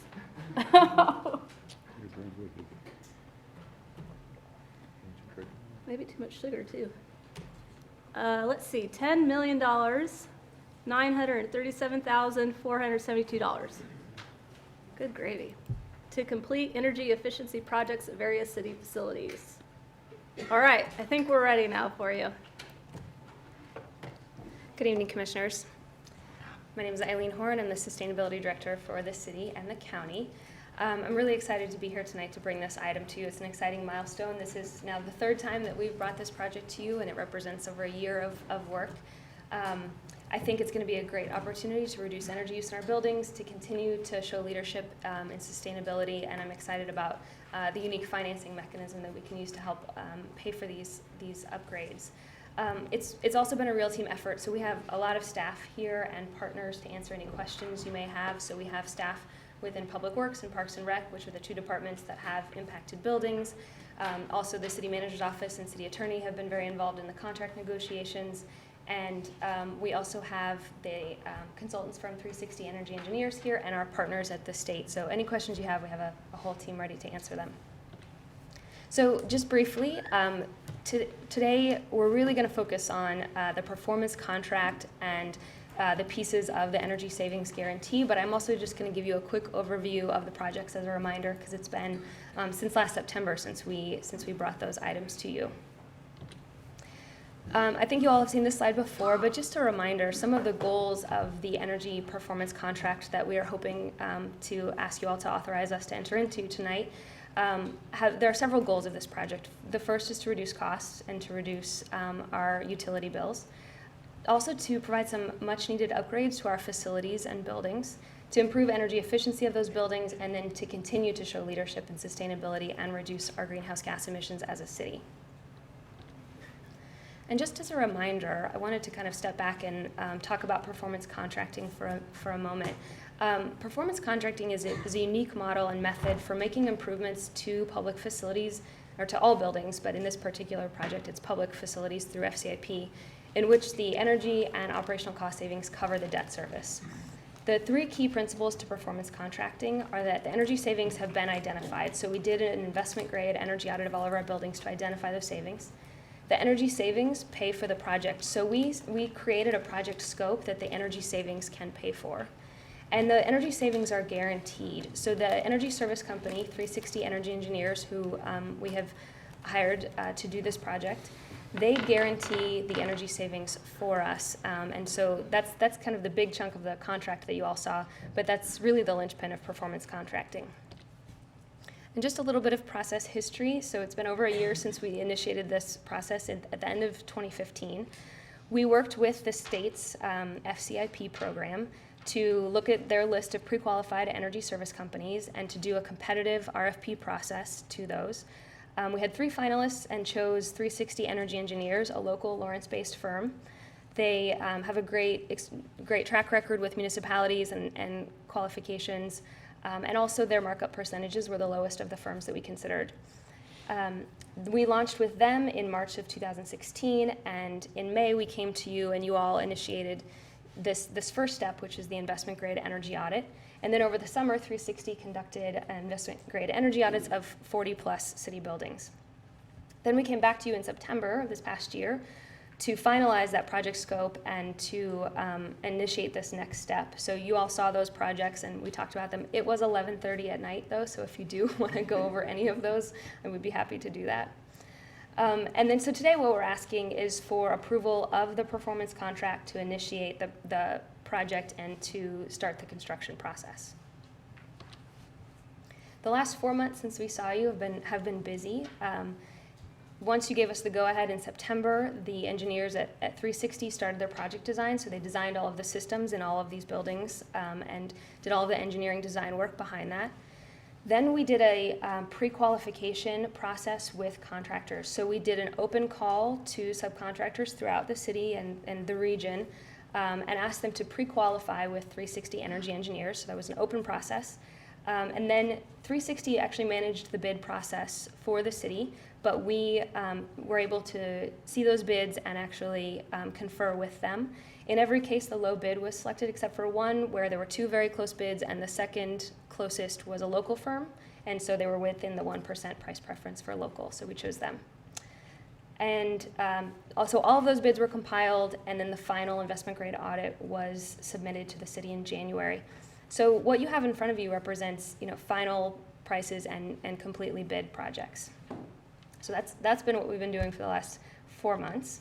And alongside us throughout this whole process has been the Facilities Conservation Improvement Program through the Kansas Corporation Commission Energy Division.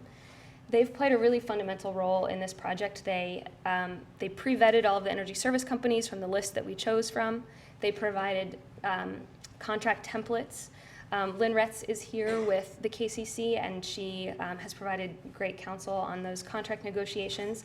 And then on the technical side, David Carter with K-State Research and Extension Engineering has provided the technical oversight so that all of the energy savings and the engineering calculations have been reviewed by a third party. So I think it's provided a lot of confidence for us at the city that the technical details and the contract details have been reviewed by a party who is on the side of the city in this case. And then the role of 360, the consultant, is kind of a unique role for how city projects go.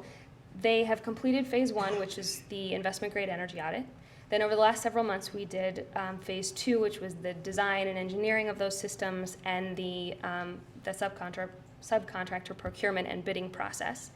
If you all initiate moving forward at this point and initiating the performance contract, we'll move into stage 3, which is the actual construction management, where 360 will serve as the general contractor and manage all the subs for the city. They will commission all the systems to make sure that they are performing as designed.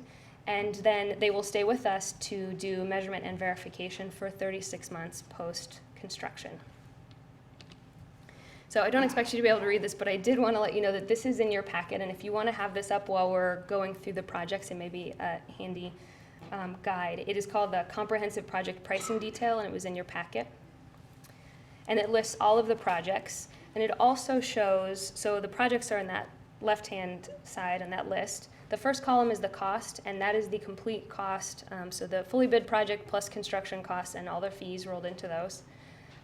The energy savings are the annual energy savings that we will realize on our Westar and Black Hills bills. The maintenance savings are projected maintenance savings based on industry standards and manuals. So that total savings column is the total annual savings, that is the sum of energy and maintenance savings, and then the payback is a simple payback. So that does not take into account the inflation of utility rates, but in our financing models, those have been taken into account. So the payback is just a simple payback in that calculation. That's just years, right? Yes, that's years. Thank you. So I'm going to give a brief overview of the projects just as a reminder, and you can kind of use this guide to walk through it. We've grouped them according to type of project. So we have several heavy mechanical projects. These are boilers and chillers that are at the end of their useful life, and we are using this project to tackle those maintenance needs. Many of them have significant energy savings associated with them, so they're really important for us to include in this process. Probably the ones you've heard about through the CIP process are process are the community health boiler and chiller most recently. The art center is also due, and the indoor aquatic center, as you heard last time, is really important for some air quality upgrades and humidity control and improvements in that building. Then we have several light mechanical projects. So these are rooftop units, split systems, and a variety of buildings. And it's really across the city, from rec centers to the airport to solid waste. And details of those, all of those are in the investment grade audit. We're also doing some significant upgrades to our building automation controls. So we have direct digital controls in many of our facilities, and many of them we bought with the now outdated systems, so we need to upgrade the controls when we're putting in new equipment. But we're also adding web-based thermostats to a lot of buildings that didn't have them before, and I think the key advantage for this is that now our facilities staff will be able to manage temperature set points in our buildings remotely for all of our buildings. So this will really allow us to be able to be responsive and also to identify problems quickly, and have better control of our buildings from a temperature standpoint. We have a couple small electrical projects, including some timers on sports courts and some much-needed electrical upgrades. And then I think most of the projects we've talked about previously are going to be pretty hidden from the public. They're going to be in basements and boiler rooms, and most folks won't see them, but this, I think, is an exciting, visible project. Fire Station 5 will get a 100 kilowatt solar PV system to generate electricity on its roof. It'll be highly visible. As you all know, it's a beautiful roof, 25%, or 25-degree pitch, just facing south. It's ideal for solar. So we're excited about that one, and I think citizens will appreciate that one as well. We're also doing some building envelope projects really throughout most buildings. As you can see in that picture of the Nature Center, this happens as buildings age and doors get old. All of a sudden, the ceiling that was between them cracks and creates a gap. And so contractors will be going through our buildings and doing really simple weatherization. But also, we will be replacing the windows in City Hall that are quite old, and we often hear from staff and citizens that especially the windows that are facing the river get pretty cold and have some leakage. So that will be an exciting project as well. Roofing projects are not typically straight energy savings projects, but these buildings all need roof replacements, and so as we're replacing rooftop units, it makes sense to go in and repair the roof at the same time, and many of these are showing signs of deterioration and in need of replacement. And then probably the most comprehensive piece of this project are the lighting projects. There will be, we're doing LED lighting retrofits throughout city buildings, city parks, and many of the ball fields in the city. So I'm going to pass it off to Brian Kidney. He's going to do a couple slides about the financial piece, and then I'm going to finish up with some pieces about the contract. Thank you. I just wanted to touch on a few items here. We've again, this is the third time we've brought this forward, and this is just kind of a summary of what we talked about before. As Eileen pointed out, there was identified savings in the upgrades, and we're using those revenue savings to actually fund the debt behind it. We did do some. We scrutinized the numbers quite a bit. We did have, on the maintenance side of things, we did go through and review the last couple of years of the actual maintenance costs for this equipment. And so I was fairly conservative, and I dropped the actual amount of maintenance savings to $40,000, so it was a drop of $80,000 a year. Again, I just wanted to be conservative. What their numbers include are not just the annual maintenance, but also the set aside to fund a replacement of equipment. And unfortunately, here at the city, we have not had the opportunity to really do a good job of budgeting for replacements. And so this project actually there's a lot of good things in it. One of the things is all these projects that are being funded, we know are going to probably be replaced over the next 20 years, and we did not have a good mechanism for the replacement of that equipment. We've never set aside funds as well as we should for those replacements. And so that's what this project does. But those maintenance costs that the engineers used included a factor for that annual replacement. So to get a true cash flow dollar, I lowered it by, it was $127,000. I brought it down to $40,000. Also in the energy savings, we use their numbers at 90% of the numbers of what they projected. Again, that's 90% of those numbers are what they're actually certifying, so I felt that when we do the debt runs that we should also keep it at that 90%. The items on the list that is the most exciting, is we all get excited about stuff, but if we get excited about this, are those heavy units, those heavy, the chillers and things like that. Those were on the CIP, or on the CIP to be debt financed. And so this is truly just taking care of those. We're moving up several projects that were out 18 and 19, moving them all into now. And so overall, it seems to fit really well. And again, that last thing, we do think that we're doing the most efficient use of the taxpayer dollars to get these replaced in this mechanism. Again, here's a list of those CIP projects that I talked about, the 17, 18, 19, and 20 that we had already planned. Now we've moved up into this project that will save some cash flow for us over the next couple of years in the CIP. I do have a slide here, just talk about the actual mechanism of the financing. We're going to attempt to designate these as green bonds. That is a worldwide designation. There's a bond designation for what they call green bonds. There's more information coming over the next month or so to talk about that.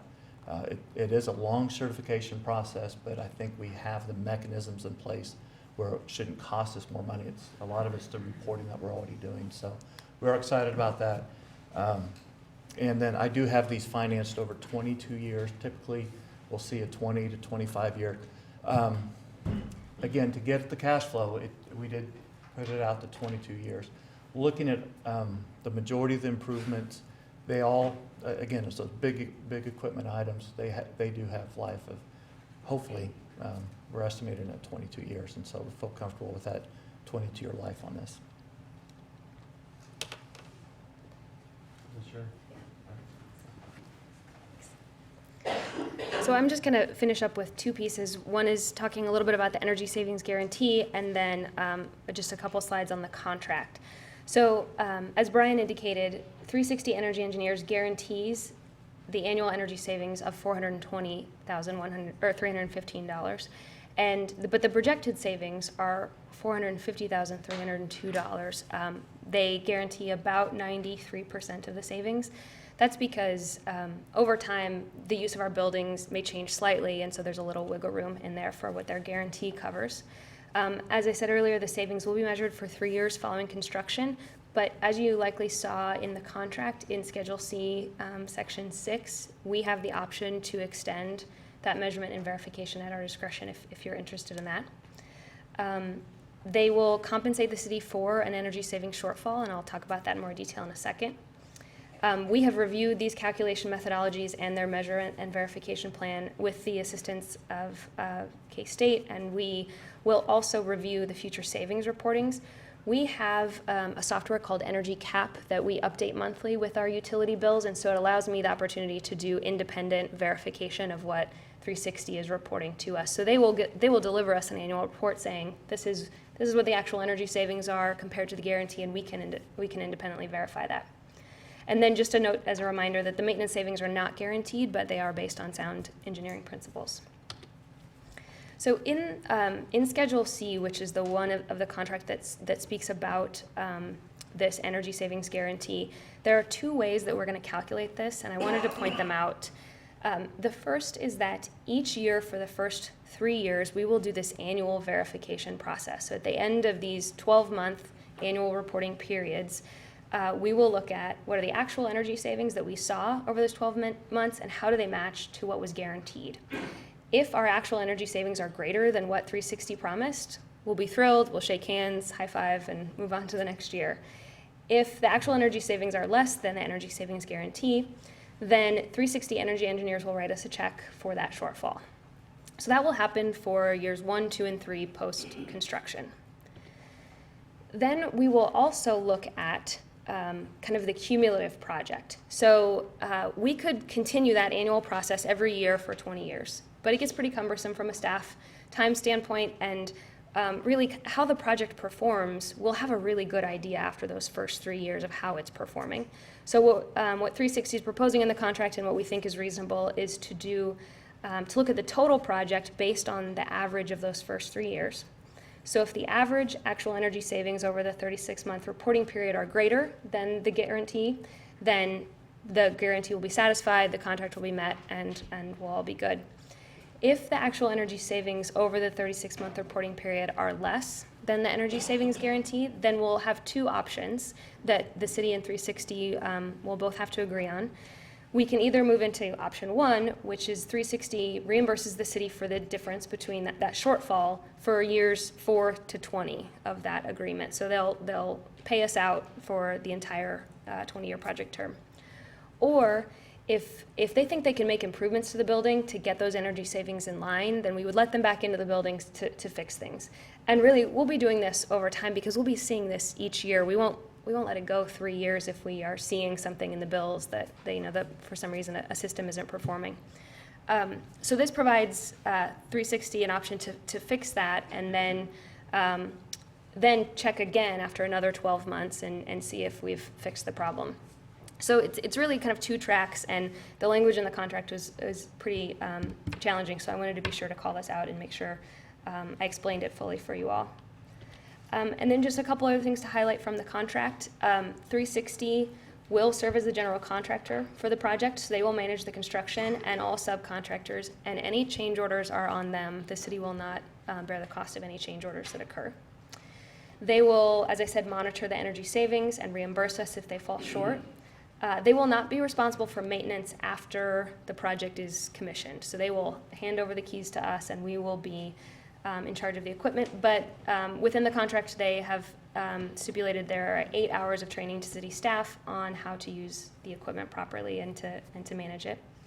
And then all the warranties extend to the city after construction. And then for this, on the city side, we will agree to pay them in a timely manner, let them into our buildings, and work with them on a construction schedule to make sure that we're coordinating installation and construction so that it's not disruptive to citizens and to our building operations. And then we will own all of the equipment, rights to the designs, and we will be responsible for maintenance moving forward. We will also be responsible for notifying 360 of any material changes that occur in the buildings. So should the use of a building change dramatically, like we move a department out or change the operating hours or something that would really change that energy use, we will have to communicate that with them and make sure that that's taken into account in those calculations. And then, as I said, we will collaborate with them to verify using Energy Cap, our utility tracking software. So the next steps in this process, and what's before you this evening, is we're requesting that you authorize us to initiate that contract with 360 Energy Engineers for performance contracting, and then authorize the project financing. So we're at that final project approval stage today. And then if you all decide to move forward, what the next basically year will look like is that 360 will be the general contractor. We will have probably weekly and monthly team meetings with them to stay on track with all the projects, to help advise them of when the best time to be in our buildings and our parks is to make these improvements. We can provide updates to you all as frequently as you would like, and can do those in whatever format you think would be most helpful. And this year really will be the construction and performance maximization year to make sure that all systems are designed and installed well to achieve those energy savings.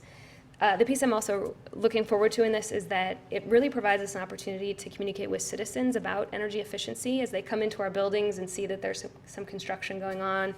You know, we can do some campaigns to explain what we're doing and to celebrate this with the city. And also, I think, a lot of the projects we're doing, like lighting upgrades and weatherization, are things that homeowners can do as well. So we'll be doing energy tips and education for citizens about that. So at that point, I will stand for questions and help bring up experts if you have specific questions I can't answer. Go ahead. Eileen, Brian brought up a point about the 22-year financing, and that this equipment will, we believe, will last the 22 years during the financing portion of it. remind me here, like the Art Center building is the $185,000 chiller. Is that part of the original equipment? The one that is currently in there, I believe so, but I want to double check. Yes, yes, it's original to the building. And how old is that? 20? Oh. So the only thing that makes me think is 17 is not 22, but, you know, that's just one case. Also, the solid waste office, we're going to keep that structure and all, that facility? The solid waste facility, would think about getting traffic over to our maintenance crew from traffic, and then that facility would be available. Okay. So we have another plan for that building. I mean, I know that we're making the investment out west and whether or not we should include this on the list. Yes. Okay. Okay, well, I just want to make sure that, you know, No, thank you. I would hate to see us have to come in and buy something that, you know, didn't outlive its financing, so that would be my concern. Any other questions? Yeah, well, Mike and I were talking about this earlier. I noticed in the resolution that the Lawrence Public Library is mentioned, and I can't help but think how new of a building that is. These are relatively minor upgrades, I would assume. I mean, Yeah, so the upgrades at the library are twofold. One is a lighting project to upgrade to LEDs, and that is because about 5 years ago when the design of the library was occurring, LED technology wasn't quite there yet from a cost-effective standpoint to install those at point of design. So T5 lamps were installed, but since then, and Brad can attest to this, they've had some issues with ballasts failing, and so it's also a maintenance need for them to upgrade the lighting. But the payback on that is pretty phenomenal because the library has such long run hours that those lights will be on, you know, from 8 a.m. to 10 p.m. and really will pay for themselves very quickly. Any other questions? Oh, I do. Go ahead. I do. So how many local companies are involved as subcontractors, do we know? I might defer to Justin, the construction manager with 360.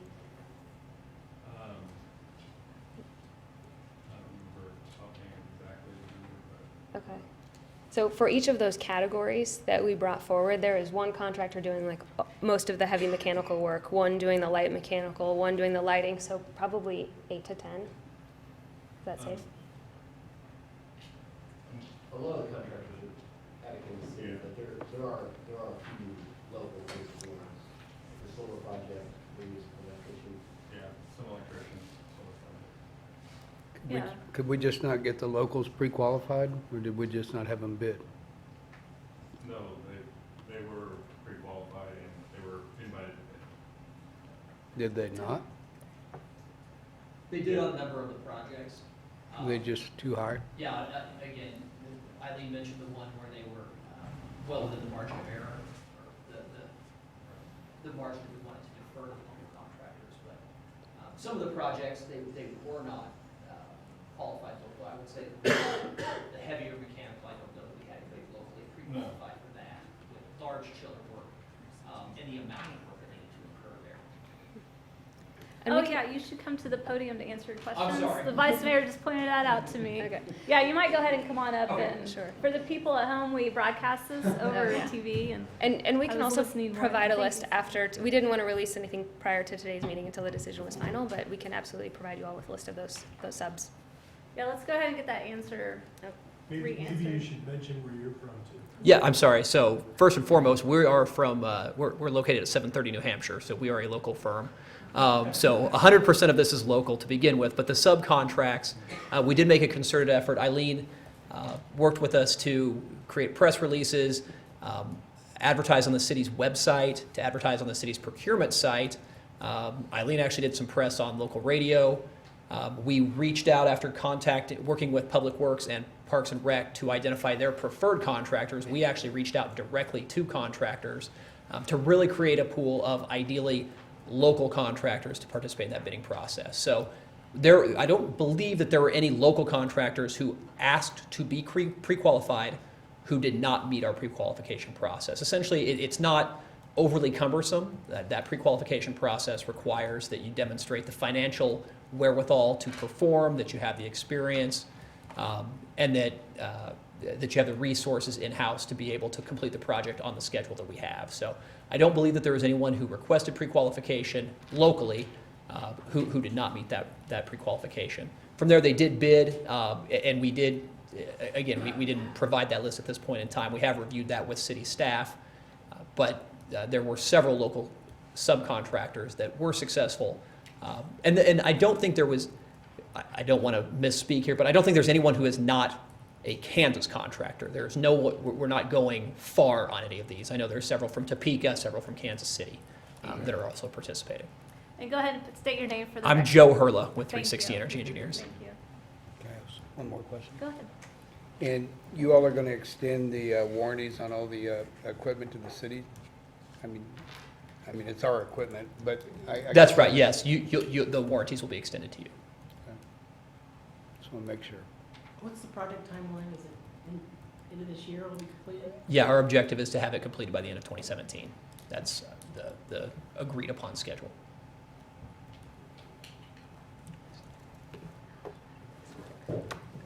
Any other questions? All right, looks like we'll go to public comment. Don't go too far, though. I'll say that. Hello, my name is Travis Robinette. I live at 1402 West 22nd Street. I'm also a member of the SAB Sustainability Advisory Board. I'm not here speaking on behalf of them, though, to clarify. I'm a private citizen tonight.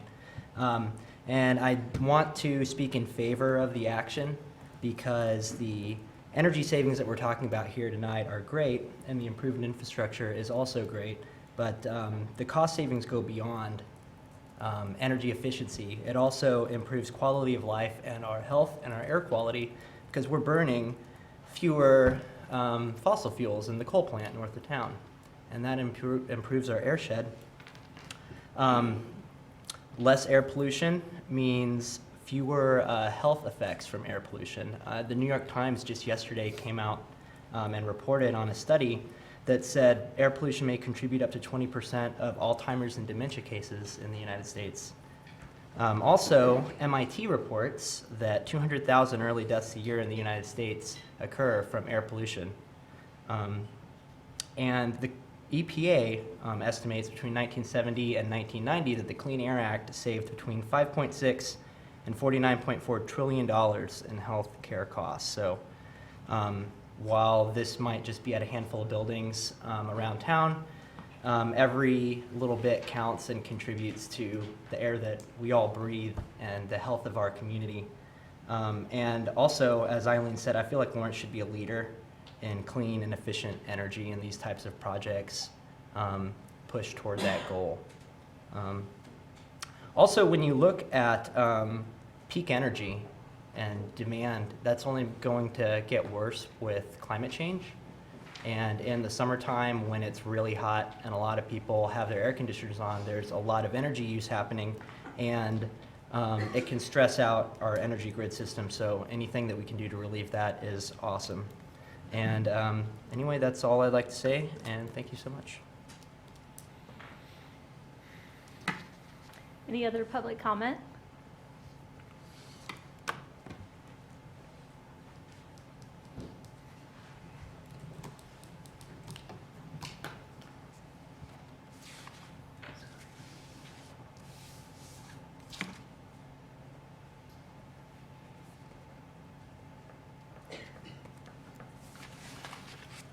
Good evening, Mayor Soden and Commissioners. My name is Michael Allman, and I am with Sustainability Action Network, a local not-for-profit that advocates any way that our community can for ecological sustainability, which a lot of which, as you probably know, deals with energy. Particularly in this case, the issue is addressing fossil energy, which is the primary driver of human-caused climate change. So we think this is a laudable project. We find the sentiments all great and the goals great. We only consider that some of the objectives may not be directed correctly or prioritized correctly. I noticed of all of these, there is, well, let's see if maybe I'll pull it up here. Oops.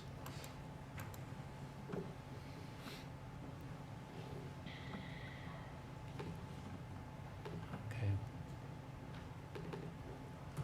I don't know if that can be enlarged. But fire station number 5, solar power installation. Everything else here is very nicely designed from what I can tell. I can't run the numbers, but for reducing the amount of energy that we consume, energy efficiency or energy conservation, however you want to term it. That's good for what it is, and the pie chart indicated approximately, I think it was a 30% or so reduction in energy use and greenhouse gas emissions of that sort. Good as far as it goes, like I said. Solar power generation, however, has 0 carbon footprint. Plus, it's generating electricity. It's not just saving electricity, it's generating electricity. So I just wanted to point out that on this list, about halfway down the list in the right-hand column, the payback years stops. It's a guesstimate at that point, I'm assuming, but there's no numbers for the payback. And the number replace Windows, 38.2 year payback.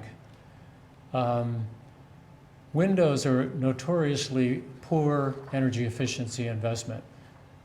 There's no column here and no reference in the text that I can see for energy return on energy invested. Nothing indicates how much we're saving, but Windows have a very low number for the energy return for the energy you're investing, or the money return for the money you're investing. That's why it has a 38-year payback. What I would like to suggest is if you consider, and I don't know if at this point you want to readdress the contract, and maybe the contract guarantee kind of locks you in, I don't know.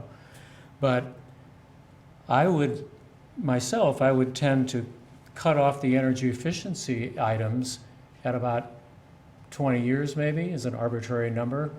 Anything beyond that, take those dollar numbers, put them into solar photovoltaic installations that will, as I said, generate electricity for the city, plus have a 0 carbon footprint.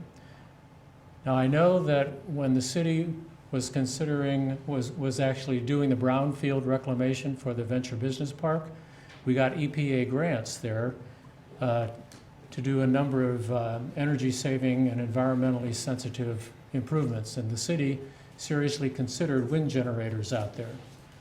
I can't recall exactly why. It had something to do either with the Westar franchise fee or our home rule guidelines, but we were not allowed to do that to be a utility. However, the city is authorized to put solar collectors on the roof of your own facility. So it's a different ballgame there. It's a different animal. So I would like to suggest you consider that and maybe redesign the contract. I think it would have a quicker payback and be environmentally more sustainable. So thank you. Any questions? I'd be happy to answer any. Thank you. Thank you. Any other public comment?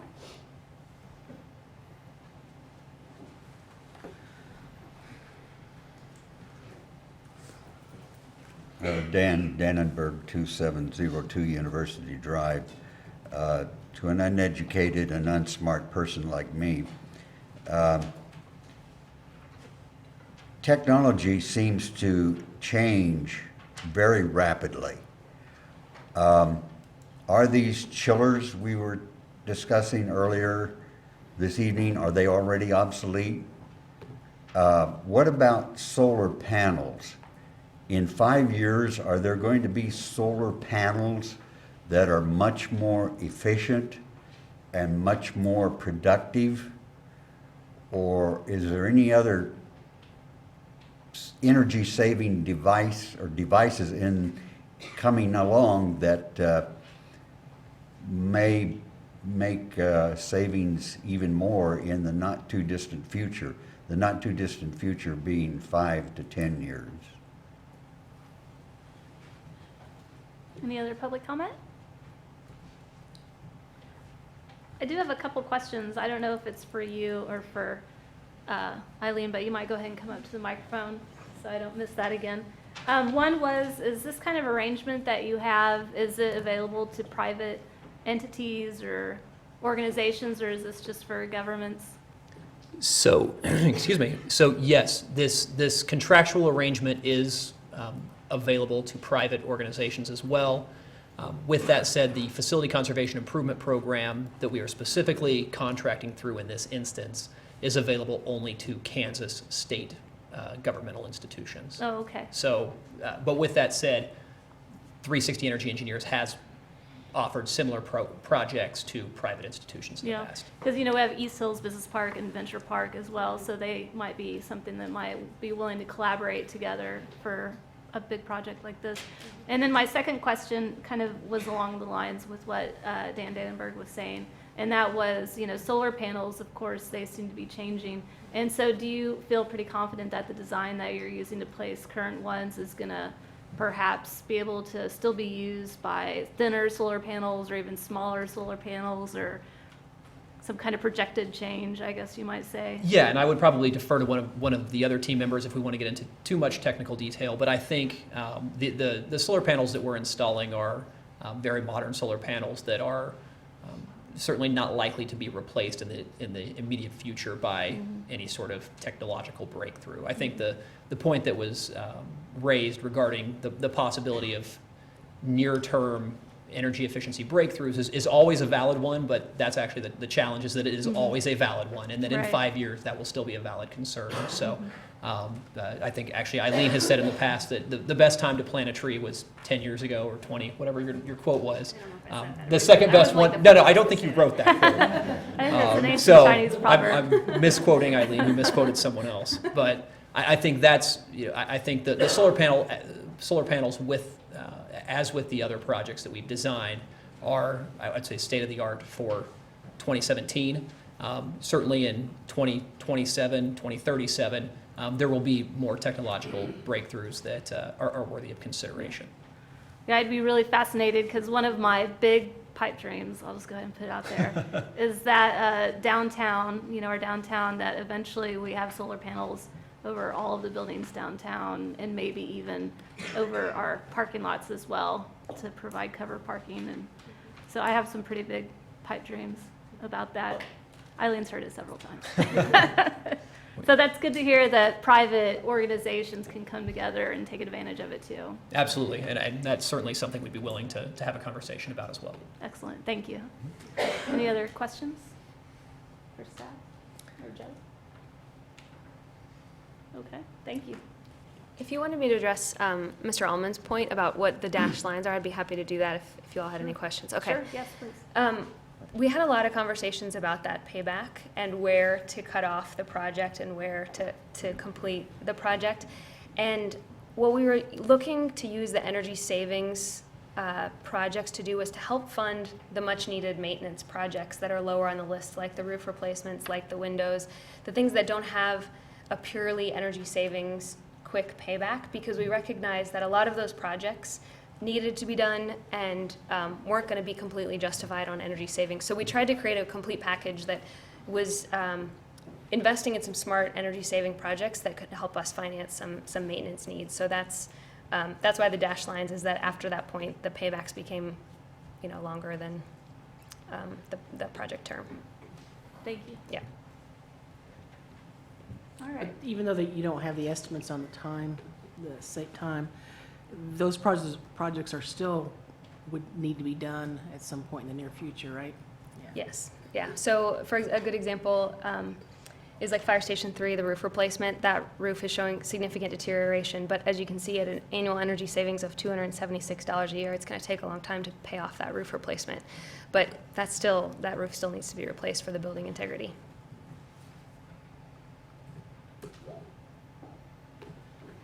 All right. Okay, so it looks like we're ready to move forward with this. Assuming the other commissioners agree. One question to the city manager. Sure. Let me make sure that I have this right. Approximately $11 million worth of projects, and according to the fiscal impact recommendation coming from staff, the overall net budget impact would be 0. That's what I'm reading here. I think because of energy savings being the methodology for retiring the debt, I think that might be the concluding statement, unless, Brian, you have anything to add to that?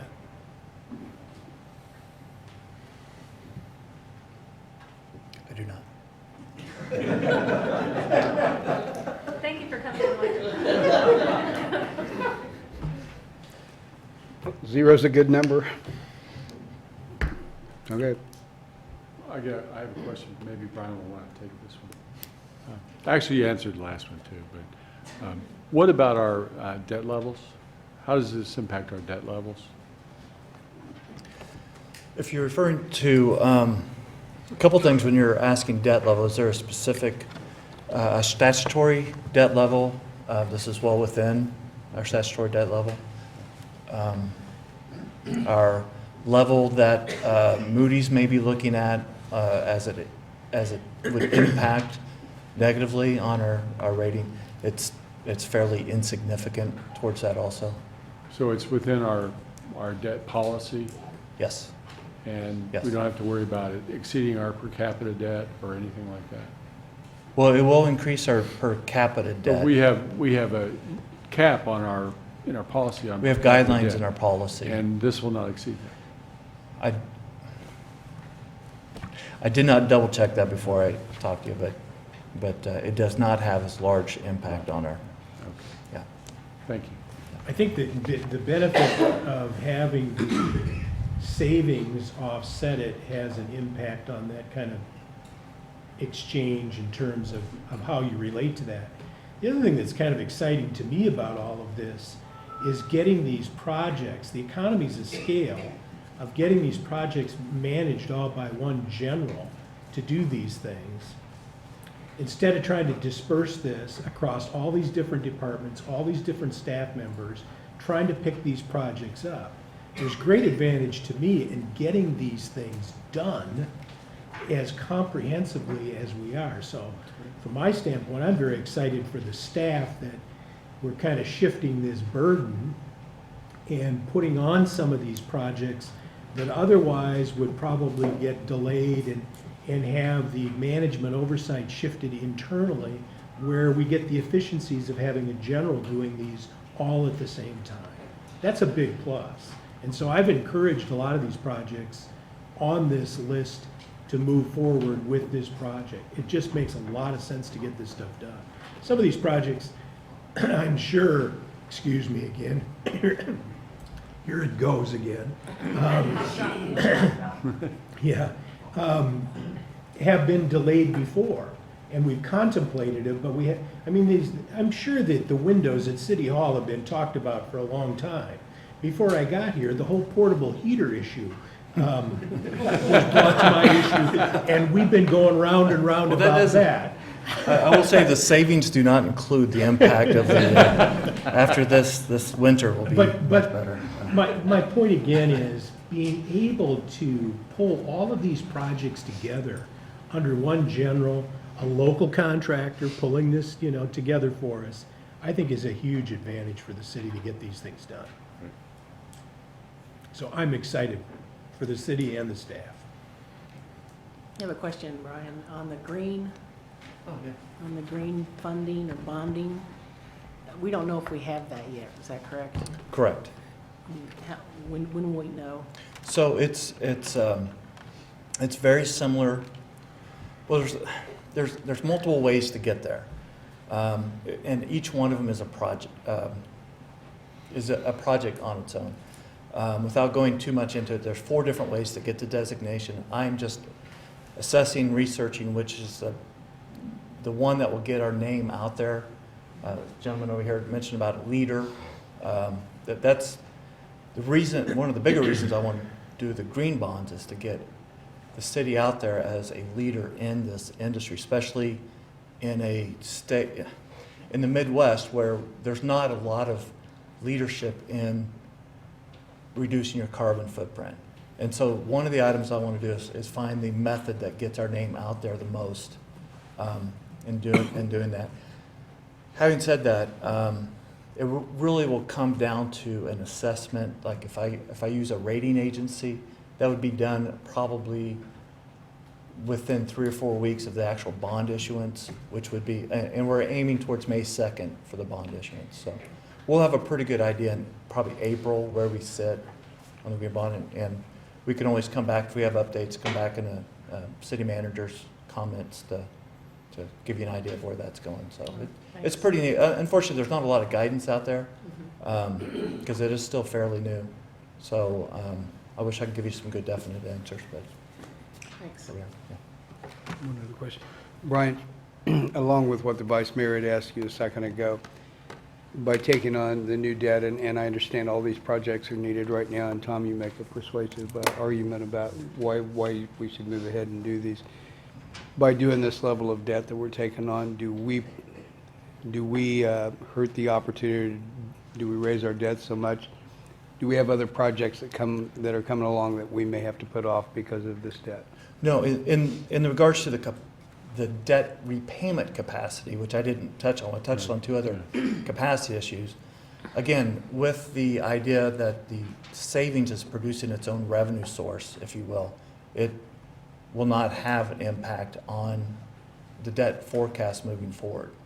And if anything, some of these items that were on here were debt funded on the CIP.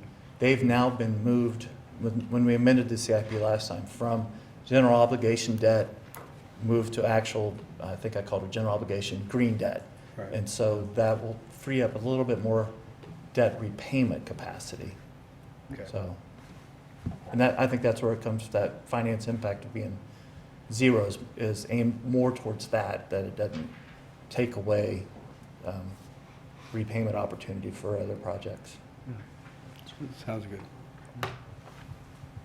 Any other questions? That'll do it. All right, are we ready now to move on with our resolution? All right, I'm going to read the entire Just a thing. quick comment. Absolutely. This is a great idea. And a lot of work done by a whole lot of people in putting this together. And, you know, we have a lot of projects here that, you know, we've tried to figure out in years that we would be able to do them. And by being able to do this, we're able to move a number of projects up that we probably wouldn't get to for several years. Yeah, this is an absolute good idea to be able to do this. So, anyway. I got just a couple things to add. Yeah, I agree with Mike on that this is a good way for us to fund this type of upgrade and installation. You know, I heard a lot of terms thrown out there like carbon footprint, leader, climate change, environmental sustainability, and what I really like about this project is that, yeah, we are going to be the leader and we need to be the leader as a city.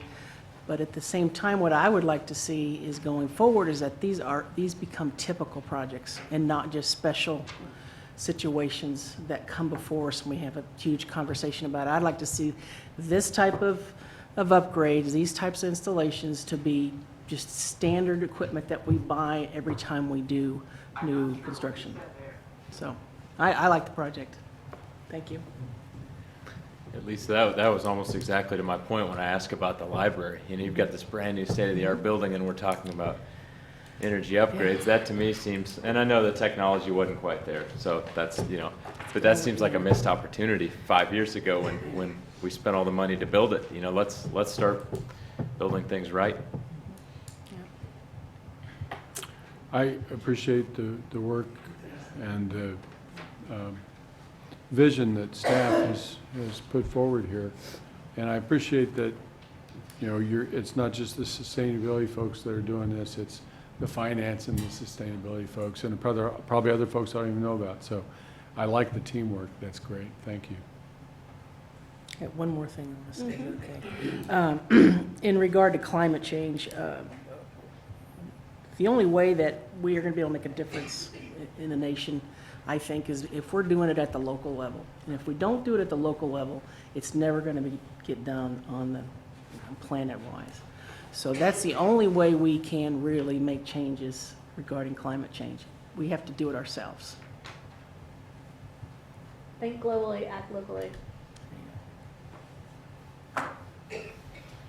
Any other discussion? It's your last chance. All right, well, let's go ahead and move forward to adopt the resolution, and I am going to read the entire thing this time, so buckle in here.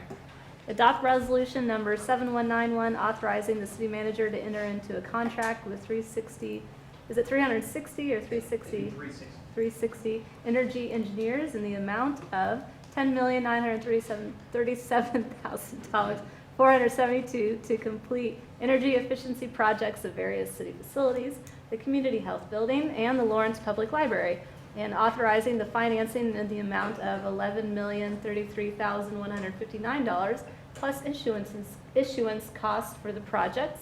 Consider authorizing the city manager to enter into agreements with Douglas County and the Lawrence Public Library regarding their respective financial participation in the community health and library projects if appropriate. Would anyone like to make that motion? So moved. Second. All right, so motion made by Commissioner Larsen, seconded by Commissioner Herbert. All those in favor say aye. Aye. Aye. Anyone opposed? Motion passes unanimous. Thanks for reading the motion on like number 2 or number 1. Not a problem. All right, let's give people a second here.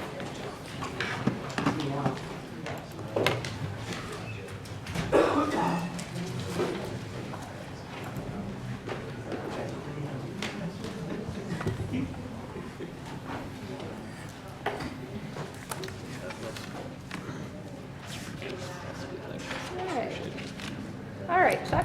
So our next agenda item is to receive the Federal Aviation Administration memorandum regarding the parachute landing area assessment and refer to the Aviation Advisory Board for review and recommendation.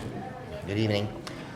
So the city does receive federal funding for airport improvement projects. With those federally funded projects comes a list of grant assurances. And those grant assurances speak to a lot of different issues, but one of them speaks to having the airport available for all aeronautical activities. So the City Commission has heard about the requests for skydiving activities from individuals in the past. And last November, well, it wasn't last November, I guess now it's 2015 November, the Commission asked for staff to go ahead and request of the FAA a safety audit. Finally, in January of 16, Jim Johnson, who is the Central Region Manager, went ahead and requested that study of his organization. And in December, just recently, in December of 16, we had a conference call with the FAA headquarters. We received the memorandum that you have in your agenda packets. They conducted a desktop audit assessment. And the FAA has determined that areas C, D, and E, which on this is C, D, and E, can accommodate a parachute landing area. They've also suggested that we allow U.S. Parachute Association license holders B, C, and D and tandem parachute operations. It did come with several operational conditions, which are also specified from an earlier report from the FAA. And they also suggest that the airport needs to develop plans and procedures for the operation of a parachute landing area. So at this point, the staff would recommend that the City Commission refer this back to the Aviation Advisory Board to develop those operational standards and policies. Any questions for Chuck? Yeah, I got one, Mayor. Sure. Mhm. So FAA says that we have to establish these policies? Commissioner, you got all the information that I've got, and Well, I mean, as I read it, the memo isn't definitive, but it does provide guidance and direction. And but they said it, and if I understood, it does say that it has to be open to all phases of aviation. And Yes. skydiving is, and skydiving parachuting. is a recognized aeronautical activity. Okay. So your recommendation is we send this to the Aviation Advisory Board with a specific direction of them coming up with the operational requirements that they believe be necessary to, for this, to allow skydiving to happen at Lawrence Airport. And it comes back to this commission for final adoption, correct? Right, we would develop those operational procedures, we would submit them to the FAA, make sure they were okay with them, and then we would bring them back to the commission. Okay. And, well, I suppose we'll have some time to be able to discuss that. I wanted to know the consequences, you know, if we were to not, but I don't know if we know that. I don't know if we do. Okay. Well, we get 90% of our funding for our airport from the FAA, right? We get 90% of the funding for improvements, yes. Improvements, But they don't okay. do anything for operations, Okay. maintenance, stuff like that. But I mean, they put significant money into the airport. They have, and typically it's not been the terminal building or the T hangars or the Yeah. businesses that are out there, it's just the airfield. But that's what gives them the opportunity to suggest to us that we should be doing this. Yes, and they also participated substantially in the, when the city acquired the property for the whole Okay. airport, so.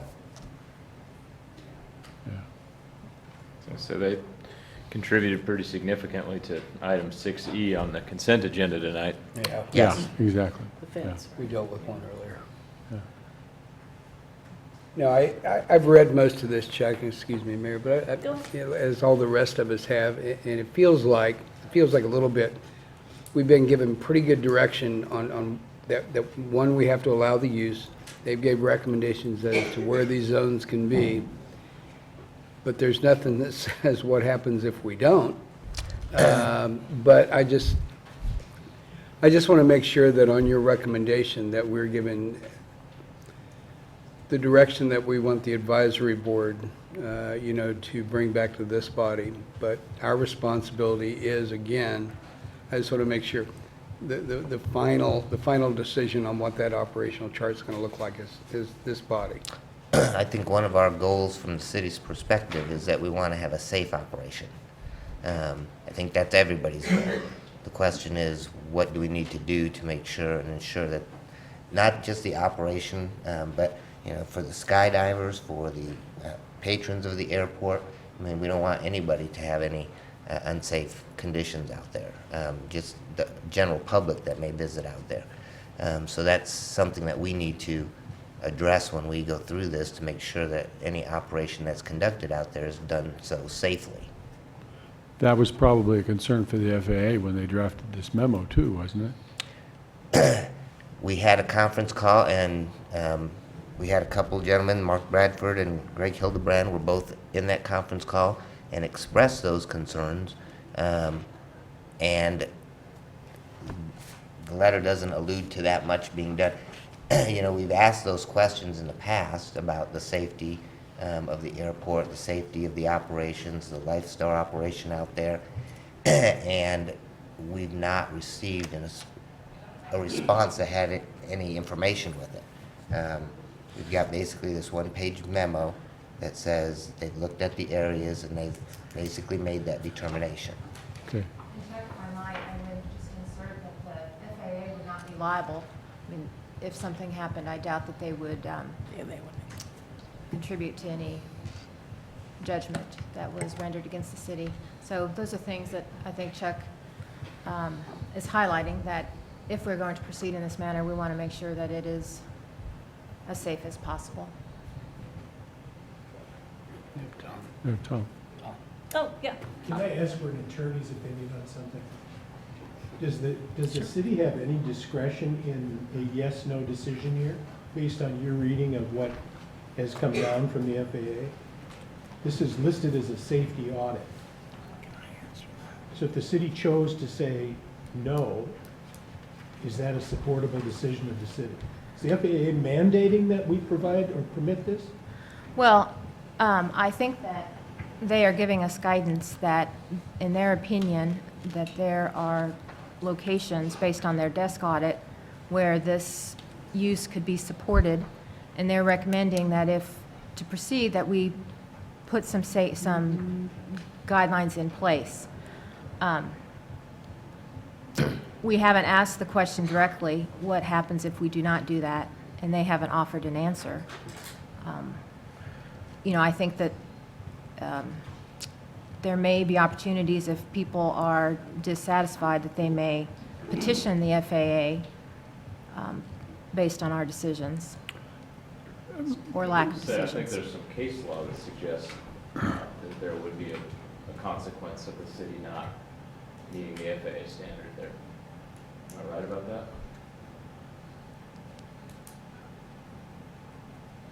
I haven't done any, I have not done detailed research on that point at this stage. Well, again, Mayor, my big deal is, I just want to know what the rules are, and if we're being told that absolutely we have to do this, I mean, our direction is it should be pretty clear to our board and say, you know, you need to bring this back to us so to allow this operation to happen. If we have any discretion here,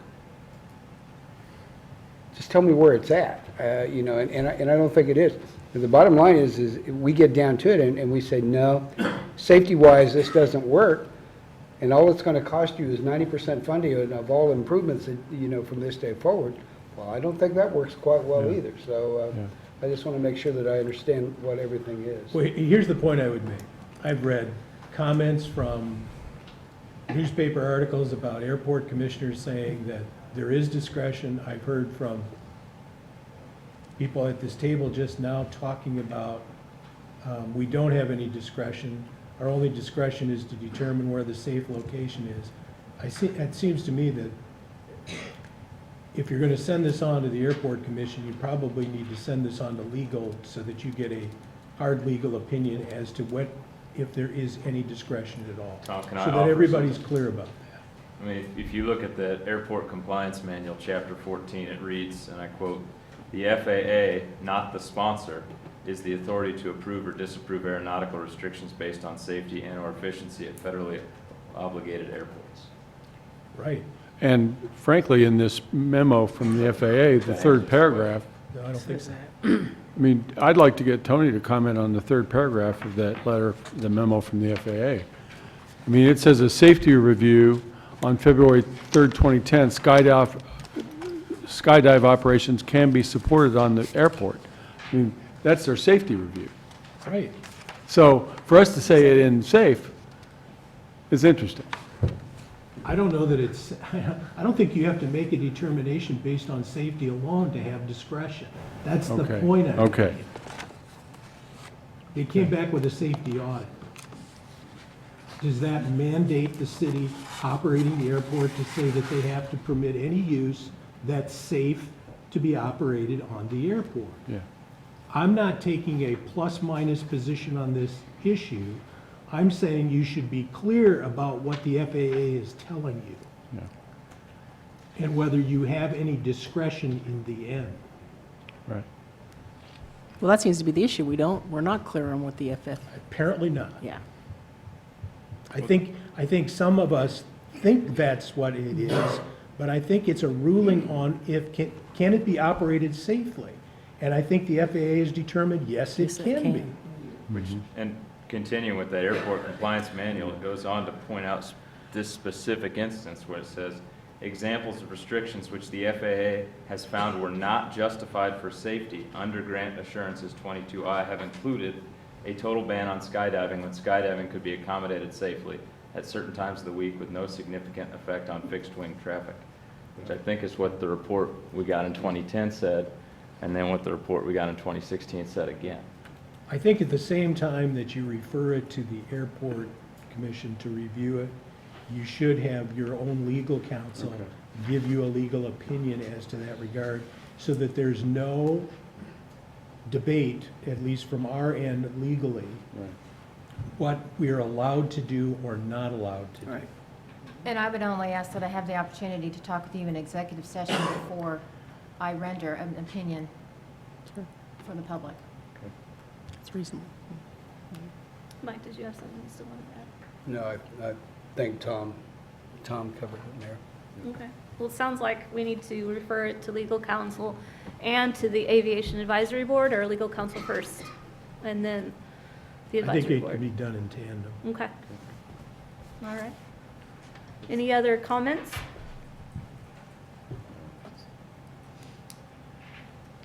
Okay. Would anyone like to make the motion? Do you want to open it to public Yeah, comment? you're gonna have public Oh, sorry. Yeah. Goodness. Yeah, we need to go to public comment. Thanks, Chuck. Thanks, guys.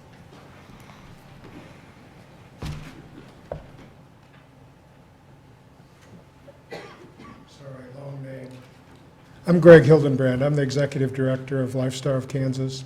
And we kind of seem to be in the middle of all of this, and I appreciate the opportunity to speak to the commission tonight. Lifestar is a not-for-profit corporation owned by Stormont Vale Health and St. Francis Health Center, both in Topeka. And we have two staff bases, one at the Lawrence Airport, one at the Junction City Airport. We serve about 32, 33 counties roughly in northeast Kansas, and we transport patients to tertiary centers where they need to go in Topeka, Kansas City, Wichita, Omaha, Lincoln, and occasionally other places too. So we cover a broad area, and half of what we do is from here in Lawrence. I think, as has been emphasized, well, let me back up. We had a base in Osage City at the Osage City Airport for several years, where there is a skydive operation. And the question about safety, there's no question helicopter ambulances and skydiving operations can coexist safely. We did it for several years, and that's not the question, but that's the only question the FAA is really going to consider: is it safe?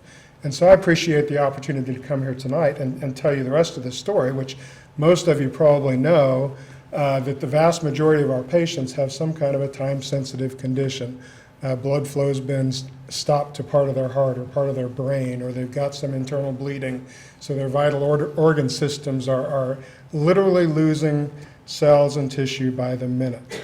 And so time is very critical in determining whether that person is going to survive, and if they survive, whether they're going to be a vegetable, or if they survive, if they're going to be disabled for the rest of their life, or whether they return to their to normal functioning, what they were prior to their unfortunate event. And so time is critical, and we count that time in minutes. The problem that we have in Osage City, and that was I don't know how many days they actually did drops, maybe 50 or 60 a year. They were mostly, nice days on weekends and occasionally holidays. And we had a great relationship with this company. Our hangars were next door to each other. We communicated well. We knew when they were in the air. We knew when their skydivers had left the airplane. We knew when they were all accounted for on the ground. The problem happened, and it only happened a couple of times, when they were having trouble locating a skydiver, because skydivers don't always land in the drop zone. And when we had the conversation with the FAA in December, one of the FAA people on there used to be a pilot for a skydiving operation, and he said it was very common for them to miss the drop zone, by a mile or more. On NPR yesterday morning, there was a story, an unfortunate event where a skydiver, her parachute separated from her, and by the time they both hit the ground, they were 5 miles apart. And so one of the conditions for us to operate safely when there's a skydive operation is that we have to wait to even start up the aircraft, which is a process in itself, to start the blades turning until we have confirmation that all the divers are safely on the ground and their parachutes are secured. And so when the FAA says 4/10 of a mile is a safe distance, well, it is, but it's only a safe distance because we're not going to start those rotors turning until we know that everyone's safely on the ground.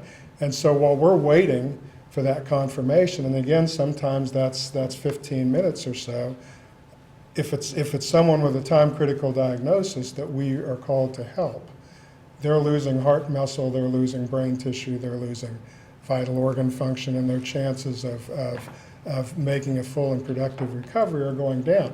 So safety, I'm not arguing the safety aspect, and I'm not arguing that skydiving operations are not legitimate functions of airports. Clearly they are. What I am saying is that in my opinion, skydiving operations and EMS operations are incompatible uses of the same airspace. They're just incompatible. And that does not mean that if the city commission approves a skydiving operation at Lawrence, that Lifestar will automatically leave. We'll assess what the impact is. You know, if it's, I don't want to commit that we will or will not leave. We've been here since 2000. We like it here. It's a good location for the patients that we serve. And it would be a tough decision if we decided to leave. So I'm not threatening that. I never have threatened that. We would, just like any business, make that determination based on other circumstances. So let me draw a quick analogy that may not be necessary, but I don't think the city commission would ever approve a children's parade on their big wheels in front of a fire station. And it's not because the city commission doesn't like kids, or they don't support parades, or they don't support the public use of, or they don't support the use of public property for, you know, for the entertainment of the citizens. It's that if Chief Bradford's crews were called out for a fire, you know, they would operate safely, but they're going to have to stay there until the area is secured so they can get their fire trucks or their ambulance out. You just would not approve that because there are other places where that kind of activity could occur. And it would not delay the fire department or the ambulance service in responding to an emergency call. And I see this as very similar because there are plenty of other places within 30, 45 minutes, an hour of Lawrence where people can skydive now. Smaller airports that don't have jets, that have much less traffic. And so it's not like the city would be saying you can't skydive. It's just that the current uses of the Lawrence Airport are such that a skydive operation is incompatible for reasons other than safety. And I'm sure some of the jet operators would love to tell you how much it costs if they get put in a holding pattern, you know, waiting for the skydivers to all get down. So with that, I appreciate the opportunity to speak, and if there are questions, I'm happy to answer them now or later. Any questions? I have a question. Yes. You said you were in Osage City. Why did you leave that location? We left there because we left there for business reasons. We went there because another service that was south of there was rumored to be going out of business, and they never did. And there was no need to have both operations there. But you worked well with the skydivers there. We worked well with them, and we were perfectly safe. Safety's not the issue. Yeah. Anything? Any other questions? Thank you. Thank you.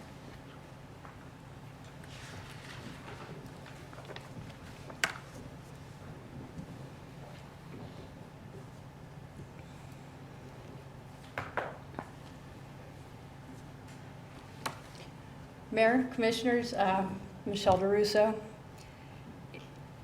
In April of 2003, my husband rushed me to the emergency room at Lawrence Memorial. Soon after arrival, the nurse advised us they were transferring me to Kansas City.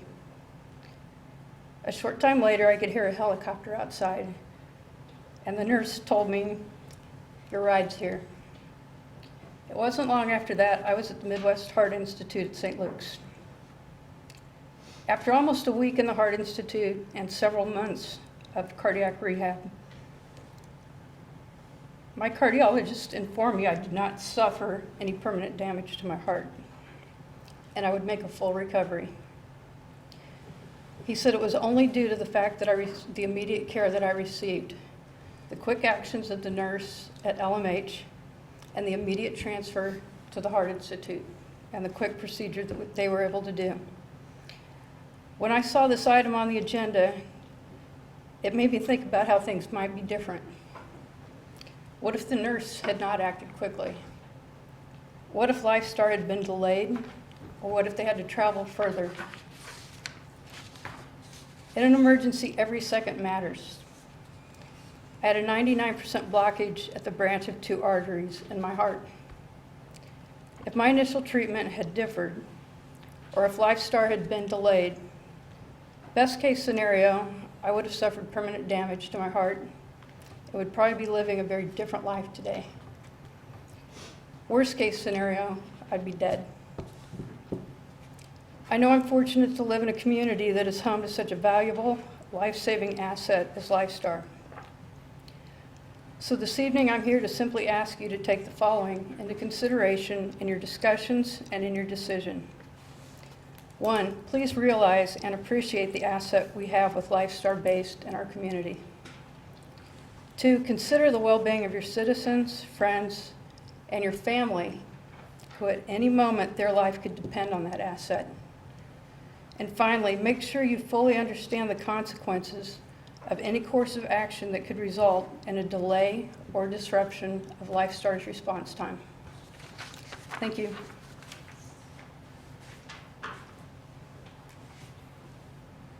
Any other public comment?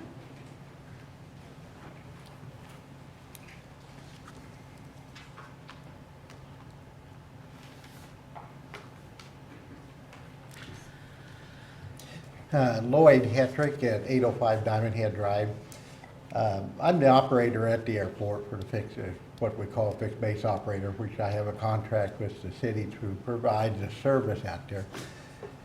As Greg had mentioned, I mean, the FAA does, I think, tend to, they have to be impartial and try to help with all aspects of the aviation industry. But with talking, you know, our airport has grown over the years. We've got jet operations that are literally thousands of operations a year.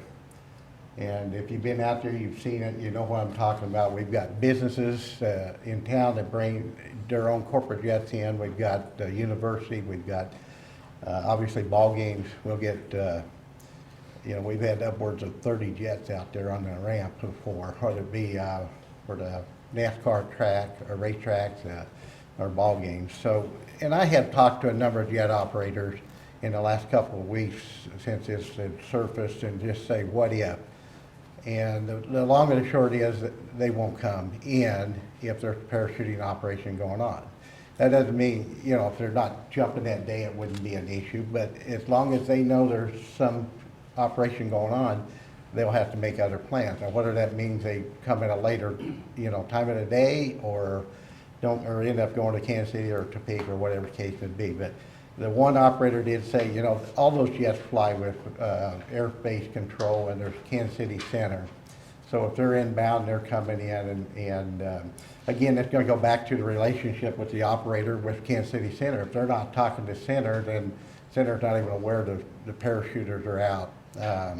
But if they're coming in and they switch over frequencies and find out we've got chutes in the air, then they're not even going to come on in, which means now Kansas City's got to divert them, hold them, place them somewhere else. The one operator said it would cost him $2,500 an hour to be held to come back in, and if that happened, he wouldn't be a happy camper either. But I do think there's a lot of loss. The operations at the airport will be affected. Obviously, that's operation-wise, maybe not safety, but we've just come a long ways to get the airport where we are now, and to get businesses to come to town. It is our gateway to the city.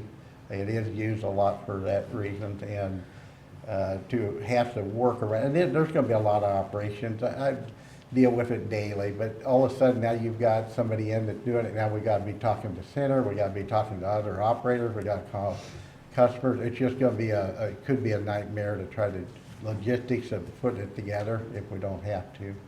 I would just ask that you take a strong look at it. Obviously get legal involved, see where you are with it from the FAA standpoint. If it has to be proceeded ahead, then I would just ask that we come up with guidelines that would try try to ease that and make it to where we can try to salvage what operations we have out there to keep growing if we could. Thank you.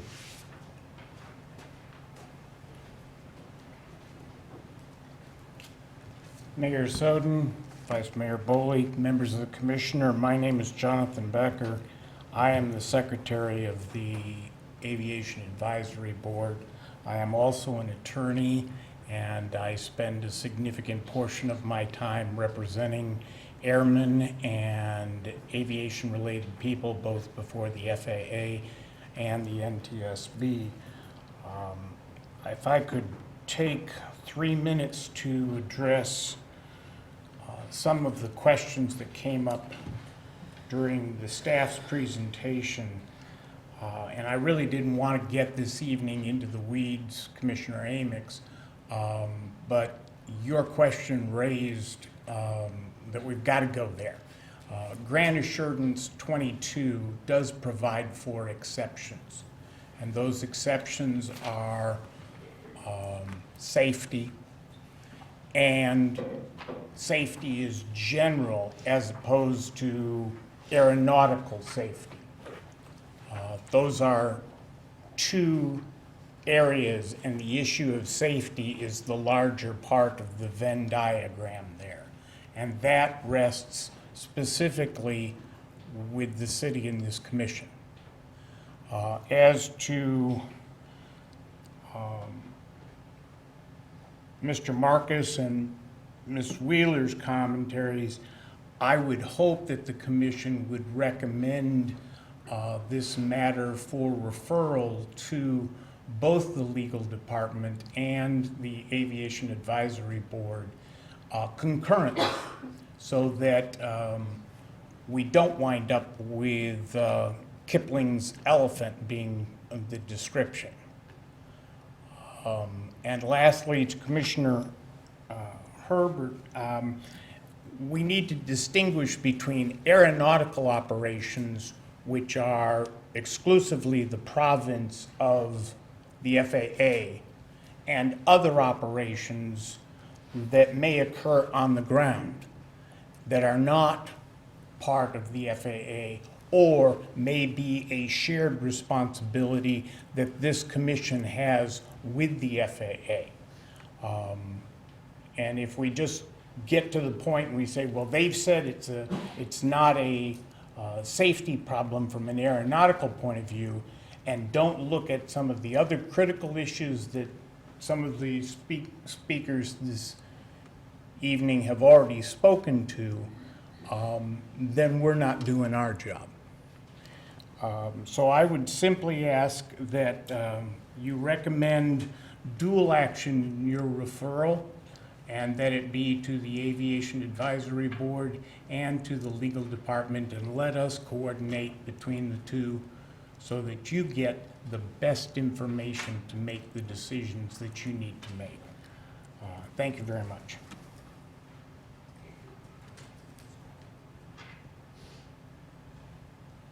Any other public comment?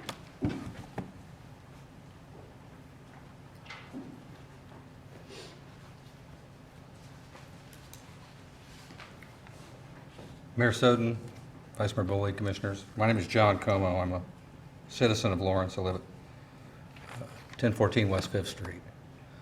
I had a 26-year career as an air traffic controller with the FAA, and most of what's being discussed here are procedural issues. As this gentleman said, they're not safety issues per se, they're procedural issues. And those can be solved, and we can go forward with skydiving at the Lawrence Airport. Lifestar, in the mind of the controller, always has the right of way. We were all thousands of skydive aircraft and thousands of live flight aircraft. I once got to hold the vice president's plane for a live flight helicopter. That was a long time ago. There are things that need to be looked at and procedures that need to be put in place, but there's nothing that should stop skydiving in Lawrence. And I'm not going to go skydiving. We're way past that. But I'm a fan of jobs. And skydive aircraft, jump masters get paid, pilots get paid, the FBO gets paid for the fuel that they sell. Whoever owns the hangars gets paid for the hangar space, and we get good jobs. And absolutely refer it to legal, refer it to the airport board, hammer out an agreement where everybody gets what they need, but let's move forward with this. Thank you. Can I ask John a question? Sure. John, on an airport like ours where we don't have people in your profession, your past profession, how does that work? Okay. Just assume that Life Stories always has the right of way? No, absolutely. Everybody, even the jump pilots are going to assume that Lifestar has the right of way. The life flights always have the right of way.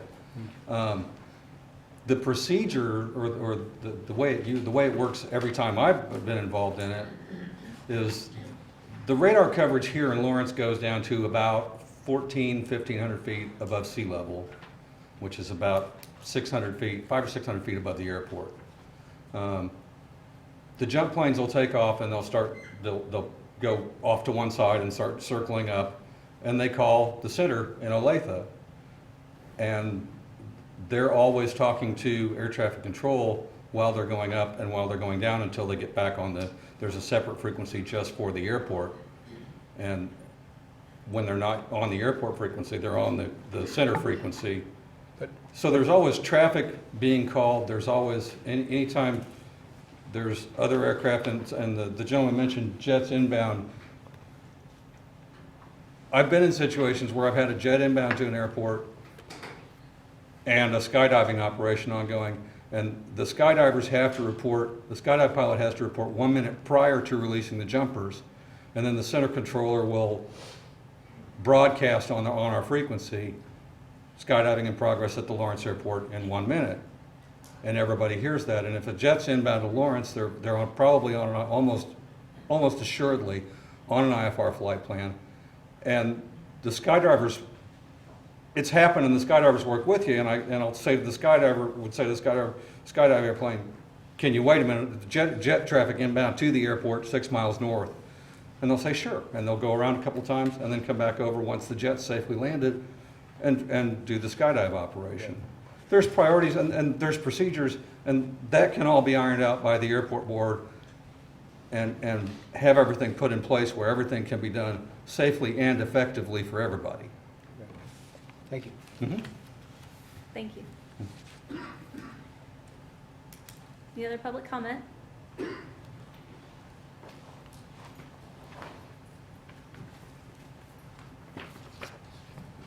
My name's Ted Boyle, President of North Lawrence Improvement. What I'm curious about is, one, the height of the aircraft that the skydiver jumps out of. And how long does it take that skydiver from the time he leaves the aircraft to touch the ground? Because that's what I hear, that Lifestar can't take off until that skydiver is on the ground. And I might ask you, where were you based out of in 1984?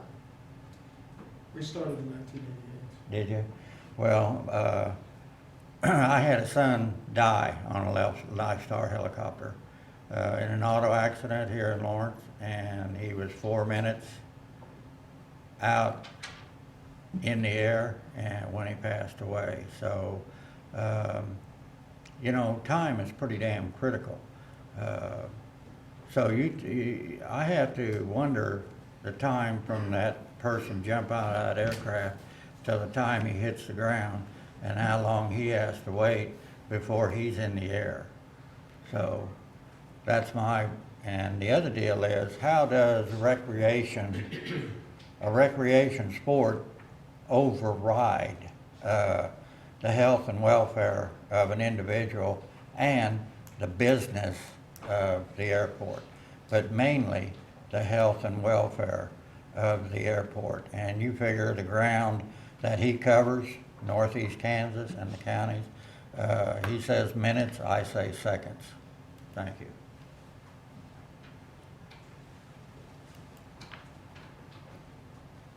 Just a couple of points to clarify. I don't know for sure. I've never been skydiving. I think it's a few minutes. It's not the 15 minutes or 20 minutes that we were sometimes delayed. The problem isn't the skydivers that jump out of the plane and land in the drop zone. The problem is the skydivers that miss the drop zone. And so we have to wait until, safety dictates that we wait until those skydivers and their parachutes are accounted for. And so that's what takes the time. If everyone landed in the drop zone every time, I wouldn't be here complaining about the delay. And I think I agree from an air traffic control standpoint, procedures can be in place. The procedure is we sit there and wait to fire up until all the skydivers are accounted for. And we know that their parachutes are secured. And that's what takes the time, the ones that miss the drop zone. And like I said, even one of the FAA guys on the call confessed that it's not uncommon for divers to miss the drop zone by as much as a mile. And so it takes time to find these people and find where they are, make sure they're okay. So that's where the delay is. Yeah. Thank you for answering that. Public comment? Wes? Dan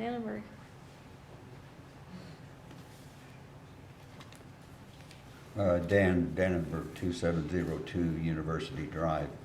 My only qualification to speak on this issue is that I subscribe to Flying Magazine. This really concerns me.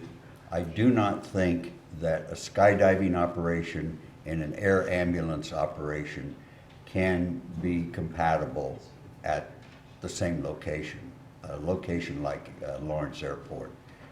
I just don't think that works. We have this notion in this country that everybody can do anything anywhere they want to do it. Well, no. I think we need to keep Lawrence Airport free of skydiving so that when the helicopter ambulance service gets a call, their engines are started immediately. They don't have to wait to account for all skydivers. We can do without parachuting at the Lawrence Airport.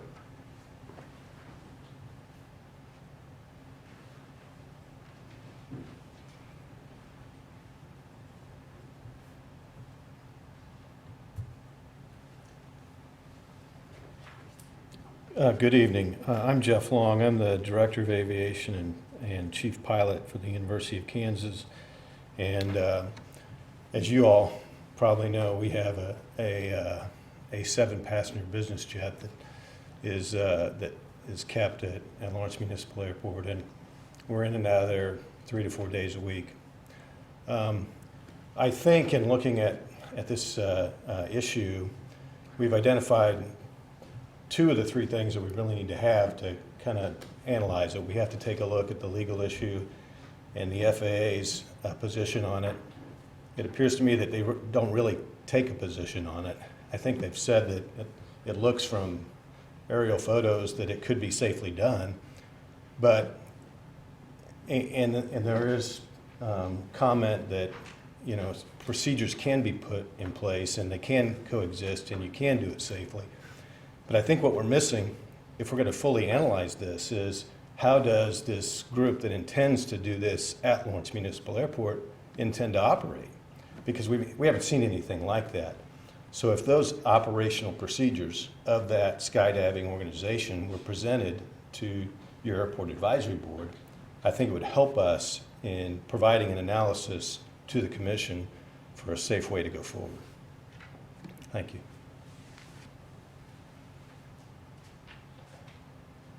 Any other public comment?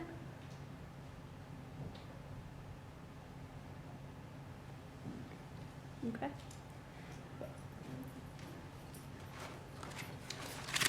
Good evening, Commissioners. My name is William McCauley. I live at Cranley Avenue here in Lawrence. I hear a lot of people come up here and want to tell you, oh, the boogeyman's in town because these people want to jump out of airplanes.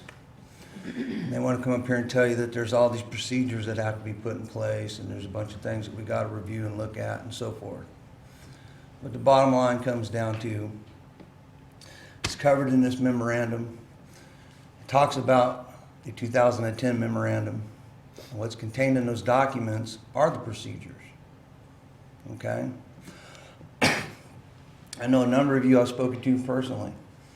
And in past commissions, as well as Chuck's office, as well as the airport board, they've all been given the regulations that pertain to that activity, skydiving. It's Part 105, sport parachuting. There's an advisory circular out on that. It's also covered in Advisory Circular 5190-6, is exclusive rights at federally funded airports. The procedures are in place in 5190-7, which is minimum standards for federally funded airports. Okay, and there's an entire section in that advisory circular that talks about skydiving on an airport. In fact, it covers in great detail what is allowed on a federally funded airport. That's all types, kinds, and classes of approved aeronautical activities. Okay? A hot air balloon can land out there. A sailplane can land out there. In fact, here's something that they probably won't tell you. It is illegal for a child at the age of 14 years of age to sailplane and solo in that sailplane. And that 14-year-old child could land that sailplane at that airport, doesn't even have to have a radio in it. Doesn't have to talk to anybody. As the air traffic controller got up here and pointed out to you, it's also pointed out in both of these memorandums that we're required to talk to air traffic control. Not only are we required to talk to air traffic control, we're required to broadcast on both frequencies. Jumpers away, 1 minute to jump, jumpers away, and jumpers on the ground. Life Flight director wants to stand up here and convince you guys that, oh, there's just going to be all these people lost all over the county. And we're just never going to be able to take off because we're looking for all these missing skydivers. Not once has certain offices for this city bothered to sit down and have any kind of conversation with me when it comes to the operations. Instead, what we've been met with is every reason why we can't do it. Sometimes based on a lie, and provable lies, letters from third-party people about meetings that took place. So the question comes down to is why has all this effort for all these years been put forth to fight something? Time and time again, there's article after article after article in the newspaper about how you want people to come spend money in this community. And you want people to come here that are tourists and take part in activities, things that make this community unique. There's plenty of opportunity for everyone to coexist and to get along, and communication is the key, and we're required by law. It spells it out specifically in that memorandum when it refers to the 2010 memorandum. So the procedures are in place. Every time his Life Flight helicopter dispatches off that airport, he makes an announcement on CTAP or Unicom, whatever you want to call it. They're not obligated to talk to Center. I'm pretty sure that they do. But they're not obligated to talk to them. It's a VFR flight, it's visual flight rules. They can make their announcement on the local traffic and go on about their business. So they want to paint this picture for you that I've got some big giant airplane that's going to haul 20 and 30 people at a time and spread them all over Douglas County. When the reality is, we're talking about a small Cessna airplane that holds 4 people and a pilot. Okay? It takes 30 minutes of time to climb just to get to altitude. And this gentleman wanted to know how long it took from the time that we jumped from that airplane till we landed on the ground. Depends on altitude. If I jump at 10,000 feet and I don't do anything about it, it's going to take about a minute.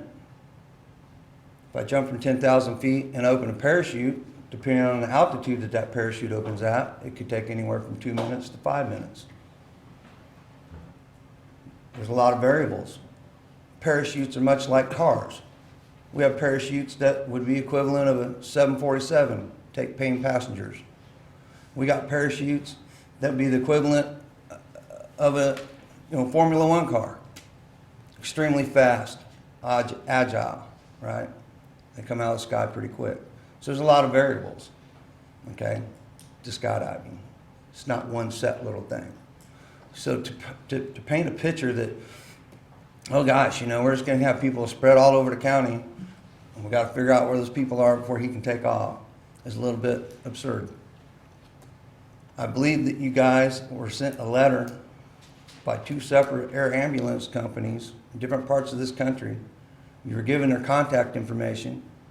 You were encouraged to call them and talk to them and find out how they operate on much larger airports with much larger skydiving facilities. I don't know that any of you have, but I've been given copies of the letters. I know the father of one of those pilots, okay? So it's not like the resources aren't available for you to go do your own independent research. Because part of me is baffled that you want to turn this back over to the airport board, which is led by the same guy who back in 2010 told you, don't worry about that other safety study. And we've continued to hear the drumbeat for it's not safe and every other reason. There's power lines at the end of the road. Okay? The moon's pink. Every excuse you can think of. And I think that this second memorandum kind of drives the point home that I've tried to tell each and every one of you for a number of years. That there's some people in your staff who don't represent and don't provide you an accurate view of what's going on. And they'd rather talk about people. I've read the whole attachment. A lot of personal attacks in there. I'm not going to go there. But I will say it's kind of unprofessional. And so when you see somebody like me in the past who comes up here and I'm a little bit upset, or I see you on the street, right, and I'm not real happy, because you're looking at the result. This whole situation is why this community is known as business unfriendly. I come out and I meet with these people, and I've got a document that I spent a bunch of hours while nursing my newborn child, staying at my mother's house, right, while I'm waiting to buy my house here. And I take it down to the Small Business Administration, small business loan people, and they tell me that's one of the best proposals they've ever seen. It was a proposal, not a plan. Didn't have my financials in it, for good reason. And then I got to get insulted by city staff and your airport board about what a bozo I am, and that my plan wouldn't even make it past the secretary at the bank. On top of the provable lies and other things that have been told to not only city staff but past commissioners. That's why you see somebody like me up here fight you for almost 8 years, almost 9 years now. When I started this, my son was wearing diapers and wasn't even walking. He's in 3rd grade now. He's up to my armpit. But you got some broken issues in this city. You got some broken staff who will do anything they want to do. Doesn't matter how hard they got to fight to put a stop to something like this. That's why you have the reputation of being business unfriendly. And I'd like you guys to consider some of that when you make your decision tonight. It's not about West Macaulay. This is about, do people have the right to engage in your federally funded airport on an open level and enjoy the same rights as everybody else does? Because another thing they're not going to tell you is that right now we could go out and get in a taxi cab and ride out to that airport and get into an aircraft that's chartered from the company that's owned by the lawyer that you hired to fight me. And we could get in that airplane, we could fly to Topeka and have a $100 cup of coffee. Then we could land back here in Lawrence and get in our taxi and come back here and have a meeting about it. Okay? It's perfectly legal. That guy doesn't have any minimum standards he's required to follow. He's not required to have a business on the airport. He's not required to have a special use permit. He's not required to do anything but follow the FAA rules for that aircraft. It's a commercial operation because it's a chartered flight. So these guys are going to come up here and paint this big picture for you about how bad we're going to make the airport, and the jets won't come in there and spend any more money. But what they're not telling you is that for every time my airplane takes off and lands on the airport, that's another cycle. And that could be counted towards AIP funding. And the AIP funding is where you got all the money to fix up the airport from the government. That's taxpayer money. Okay, that's congressional money. So because the airport says the city of Lawrence on it, you don't own it. Taxpayers of the United States of America own that airport. That's everybody in this room and everybody in the country. What gives me the right to go buy an airplane in Idaho and fly it down here and land it in Lawrence is the same rights that you all have to go out and buy an airplane and fly it here too. Okay? It's supposed to be open for everybody. You took our taxpayer money to fix it up. You signed an agreement that said you'll keep it open to all types, kinds, and classes of aeronautical activities. And if you'll read Advisory Circular 5190-7, which is minimum standards, it talks in there about safety and efficiency. And it makes very clear in there, I'm pretty sure it's page 3, the word efficiency refers to the efficient use of navigable airspace. This is an air traffic control function. It is not meant to interpret that it could construed as protect the efficient operation of, for example, the FBO on the airport, or the life flight operation, or the efficient use of the airport. That's not what it's talking about. It's talking about that the FAA determines what is the efficient use of the airspace surrounding a particular airport. And in this case, they've made it clear twice in 2 separate safety studies that this activity could be accommodated, whether it's me or any of you commissioners decide to go buy a parachute and take up the sport of skydiving. And that's what's at stake. Appreciate your time. Any other public comment?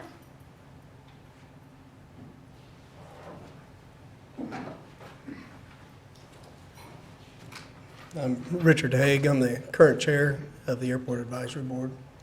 And there are a lot of truths to what's been said tonight, but the one thing that comes to the city's responsibility is the safe operation of that airport for the community and for the people that use and the public that are around the airport.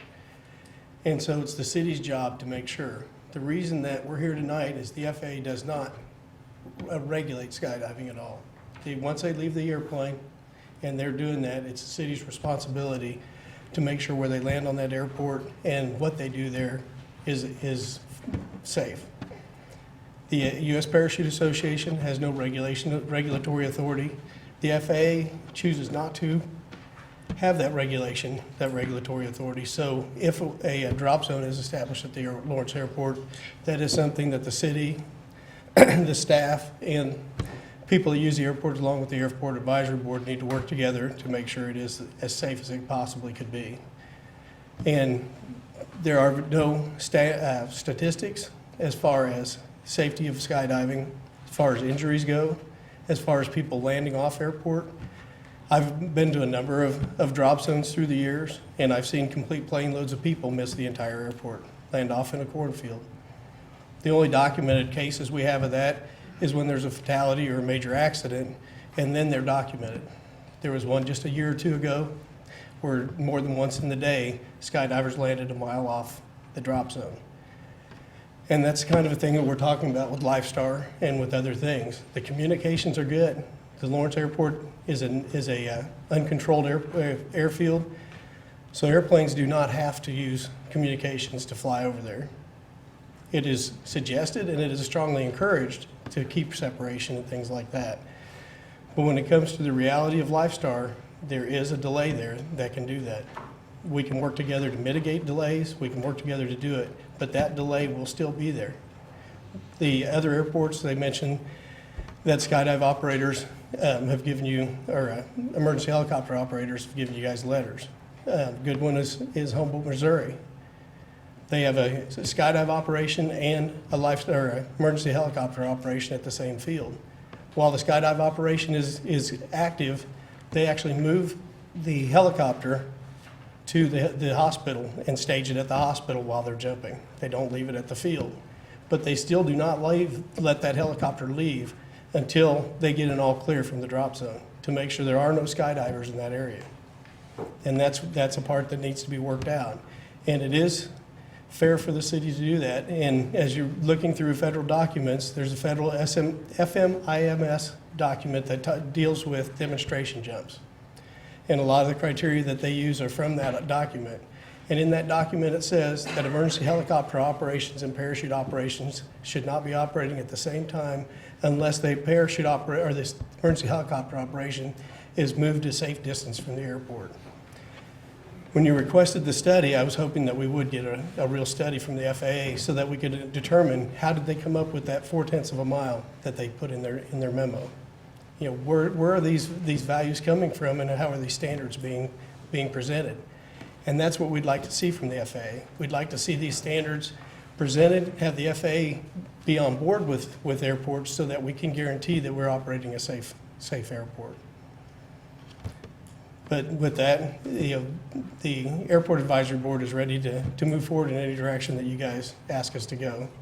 And we'll see what we can do to keep the airport safe and make it ready for everybody. So any questions? Sure. Do you have anybody on the airport board with experience in skydiving? No, most of the stuff that I do with skydiving, I reference to the woman that used to operate the drop zone at Osage, and I don't know if I've shared this with Gary, but she's actually quit. She shut down her operation in order to take a national position with the U.S. Parachute Association. And we have been in contact with each other. I've also been in contact with the national headquarters, and she's ready to assist us in anything we need. That she will come to our meetings and give us the skydiving side of the stories. Excellent. Thank you. Thank you. All right, shall we bring this back to the commission? Refer this on? Sure. I guess I would ask Mayor, do we want to be specific? Two individuals or two groups are going to consider it, legal staff's going to consider it, and we're going to ask them for opinion as to what? Are we going to ask them what the effect of us taking an action that is in direct conflict with the FAA? I mean, Whether you have discretion. yeah. What Okay. level of discretion you actually have. Okay. And then the specific direction to the Aviation Advisory Board. And we'll do this at the same time, but based on opinion from legal staff, I think that might make a difference as to the direction that we send to the advisory. Well, but I think the advisory board can actually start their work on this, starting to accumulate that information while the city attorney actually formulates an opinion in that regard. Okay, so then is it wise at the same time that we give specific direction that they are to come up with an outline of operations on how this could work at Lawrence Airport? I think that should be kind of the general direction they're giving, yes. Okay. And then that final decision rests with this body, correct? Okay. Should there be a timeline on this? I would like to see one. Yeah. I mean, wait, this is, 7 years? we've been yeah, on? we don't need these kids to graduate high school before we get a conclusion here. Is that- One of the things that I definitely want to see, and I appreciate Richard bringing up that he's in contact with somebody with skydiving experiences. As I read through a lot of, like the United States Department of Transportation, Federal Aviation Administration Advisory Circular, it talks about, as you establish minimum standards, the word relevant kept appearing. That a lot of times minimum standards are established for aeronautical activity as though aeronautical activity is one uniform thing, when in reality, each has its own intricacies. And one of the things that I want to make sure doesn't happen is that we don't end up establishing minimum standards that are irrelevant or worse, unobtainable. I know that that's always an issue. Cities like to establish minimum standards that call for certain forms of liability insurance on parachute, rigging and things of that nature that are simply not obtainable. I mean, you can call around insurance agency, you can't get it. And I'm really hesitant to have minimum standards that take a back route to banning an activity. Right? That's not the right way to do this. Whatever we do needs to be on level. And so that's why I do want, as part of the Airport Advisory Board, somebody with some expertise in skydiving that can talk about minimum standards that actually pertain to this specific aeronautical activity.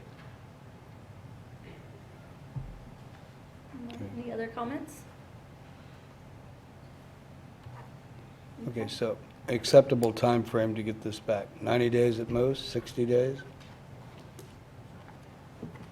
60 to 990. Okay, 90 days. That's three. A fair? We'll have 3 readings. Okay. Do you want to restate the motion? So I'll make a motion then that we refer this to the aviation, well, first we refer to both the Aviation Advisory Board and to legal staff for a specific opinion as to the discretion that the governing body has in allowing skydiving at Lawrence Airport, and also to the Aviation Advisory Board to begin work on putting together operation plans on allowing skydiving at the Lawrence Airport, and to have this back to us in a 90-day period. Okay. I would second that motion. All right, so motion made by Commissioner Amyx, seconded by Commissioner Herbert. All those in favor, say aye. Aye. Aye. Anyone opposed? So motion passes unanimous.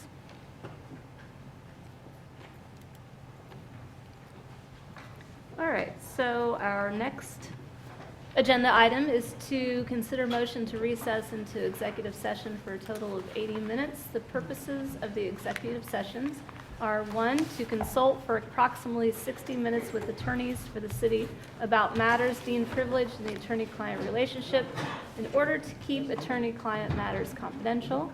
And number 2, to discuss for approximately 20 minutes non-elected. Can you guys go ahead and, Richard, can you guys go ahead and move it out? We're still trying to do a meeting here. Thanks, Richard. And number 2, to discuss for approximately 20 minutes non-elected personnel matters in order to protect the privacy of the non-elected personnel involved. At the end of the executive session, the City Commission will resume its regular meeting in the City Commission room. So I will now approve a motion to recess into executive session for approximately 80 minutes. So moved. Second. So motion made by Vice Mayor Boley, seconded by Commissioner Herbert. All those in favor say aye. Aye. Anyone opposed? Motion passes unanimous. We're recessed for 80 minutes.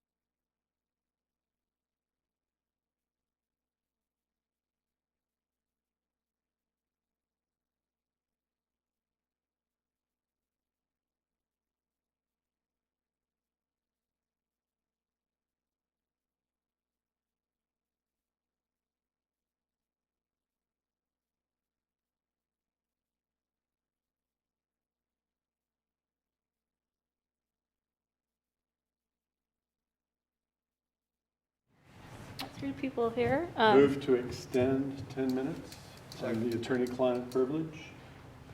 All right, so Commissioner Vice Mayor Boley has moved that we extend the executive session by 20 minutes. 10 minutes. 10 minutes, thank you. And Commissioner Amyx seconds the motion. All those in favor, say aye. Aye. Aye. Anyone opposed? Motion passes unanimous.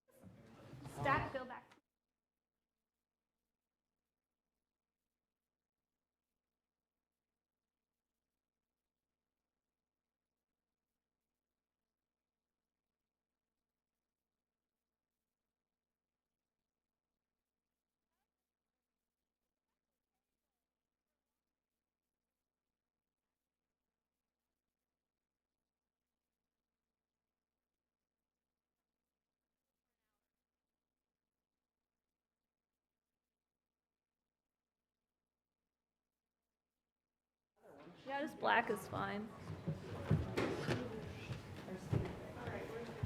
Okay. It's been a long freaking meeting. You can read that before we get to it. All right. We're all here. So we'll commence the city commission meeting. I have a statement here to read. Let me make sure I got the microphone okay for you. We will commence the February 14th, 2017 study session at 3:30 p.m. due to court-ordered mediation in the Oriad Inn litigation. Starting the study session early will permit the City Commission to recess the study session from time to time to go into executive session to confer with attorneys on matters privileged by the attorney-client relationship. We have nothing else to report at this time. All right, so that concludes the regular agenda. So we're on to commission items. I do have a commission item.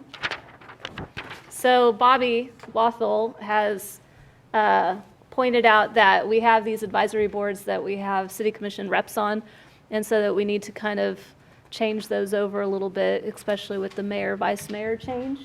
And so that also gives other commissioners opportunities to swap out boards as they choose. So I want to kind of discuss this a little bit. We're not going to decide this tonight, but I just want to see what interest we have out there. This is going to take a few, so there's about 10 of them. Are you ready? We got Horizon 2020 Steering Committee, which Amyx is currently the co-chair of. And I think you said that you were interested in continuing that, or were you wanting to turn that over to someone else? Only if you'd like me to continue. Okay. I'd be happy to. Okay. The Dwayne Peasley Technical Training Center, Amyx is the city's appointee. Are you also interested in continuing?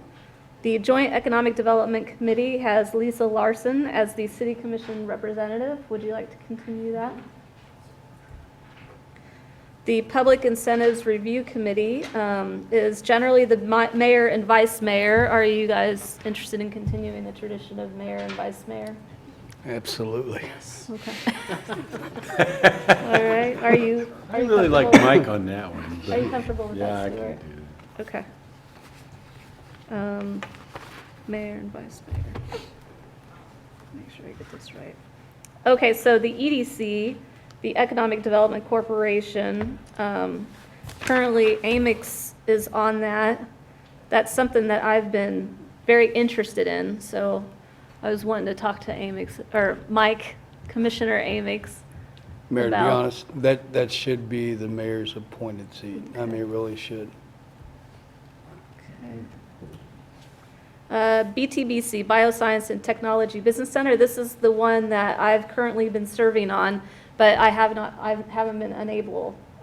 been able to attend the meetings, so I thought I'd see who else might be interested in that.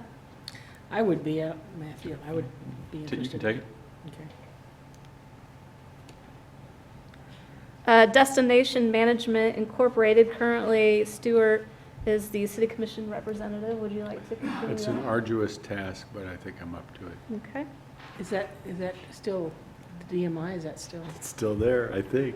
Here, I I had to can, ask Tom, but. Wait a minute. I can read it for you. There's a paragraph there. That, now you just brought back, okay, now I know what's going on. Okay, sorry. Do you want me to read the No, describing paragraph? no, I remember, okay. Then we have talked the about this. They have their own sign. the Metropolitan Planning Organization. Currently, we have Vice Mayor Boley and Commissioner Herbert on Yeah. there. Would you like to continue? You want to do I wouldn't mind doing that, that? Okay. Why don't you have So. Oh, Lisa, you're gonna love it. yeah. Good. You and I will sit by each other, we'll share notes. And then last one, transient guest tax, currently Commissioner Herbert. I love it, it's Is great. there- Yeah. Okay, well, I will give these some thought, and they should be on next week's agenda. And the BTBC one, apparently that one actually requires a resolution to designate the city commission rep, which was not done when I was put on it. So Mike Dever technically is still our representative on that, by the way. So we will make sure to get that Where's he been? official. Yeah, well, Maybe I shouldn't say I haven't been there. Mike Dever has not That's been on right. there. All right. Thank you for going through that with me. Any other commission items? Wait a minute. Okay. I see what you did. Okay. Any other commission items? Oh, man. Okay, so on to the city manager's report. Considering the lateness of the hour, I'm going to just refer you to your agenda packets for the manager's report. The one thing I will note is that we are posting, our legislative priority statement is posted on our website page, legislative-priorities. And any correspondence that we communicate a position on legislation, it will be posted there as well, but you'll get a copy of it as well. Anything that's consistent with our priorities, we'll issue statements on. If it's something that's controversial and we really don't think we have a sense of what the community or the commission representing that community has, we'll bring it back to the commission for deliberation if we have time. What we're finding is so many of these things are coming to our attention fairly shortly, and we have to jump into these conversations because the hearings are coming up and that sort of thing. So I think the positions we've taken so far are pretty obvious positions on behalf of the community. But if there's something that's a little more difficult, we'll get in touch with the commission and make sure we're on the right track on that. But we post all of it so you can track what we're doing. So that's the extent of the report this evening, considering the hour. Thank you. I did want to ask about the future agenda on the 14th. Yes. I would imagine all of our significant others are curious if that may be a short meeting or if that possibly might be a lengthy one. We should probably warn our significant others. It looks... There's some meat to both of those issues. I would guess that you might want to warn your significant others. Have city staff draw straws to see who doesn't have to show or something. You talking about the one next week? Yeah. Took care of my responsibilities. You talk about a work session, maybe? Yeah, February 14th, we have our Parks and study Rec. session, Parks and Rec Master Plan, and Parking Consultant Update and Input. And Those we're are big starting issues. at 3:30? 3:30. That's right, we're starting at 3:30. Bring So- them. Bring your significant others. Yeah.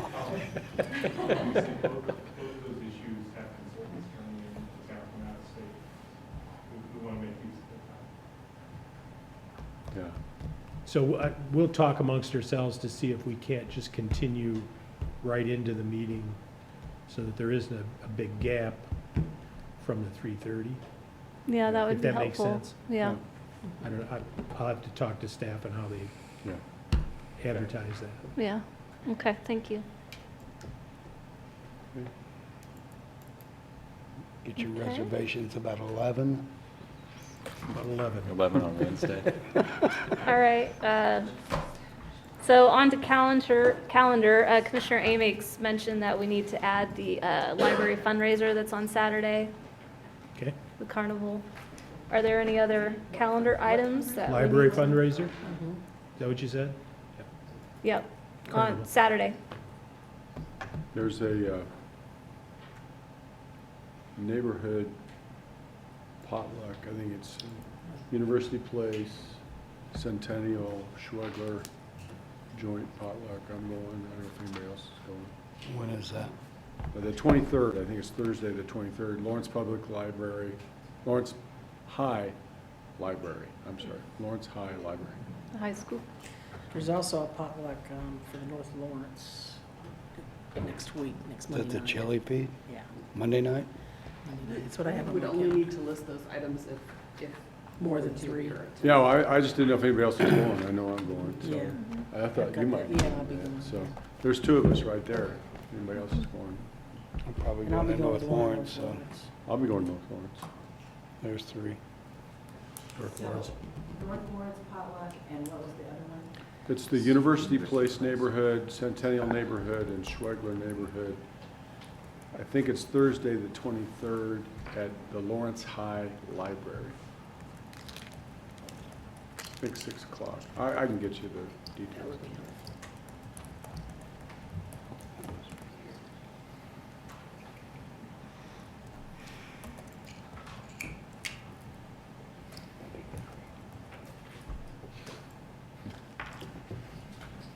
Okay, any other calendar items?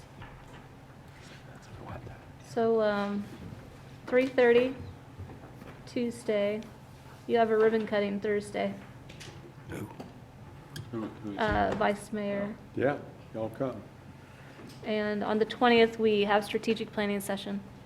President's Day, is City Hall closed, Okay, thank you. Okay.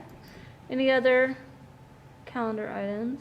All right, well, I guess I'll take a motion to adjourn. So moved. Second. Motion made by Herbert, seconded by Amyx. All those in favor say aye. Aye. That motion passes unanimous. It's a lighter touch. Oh, tap, tap, tap.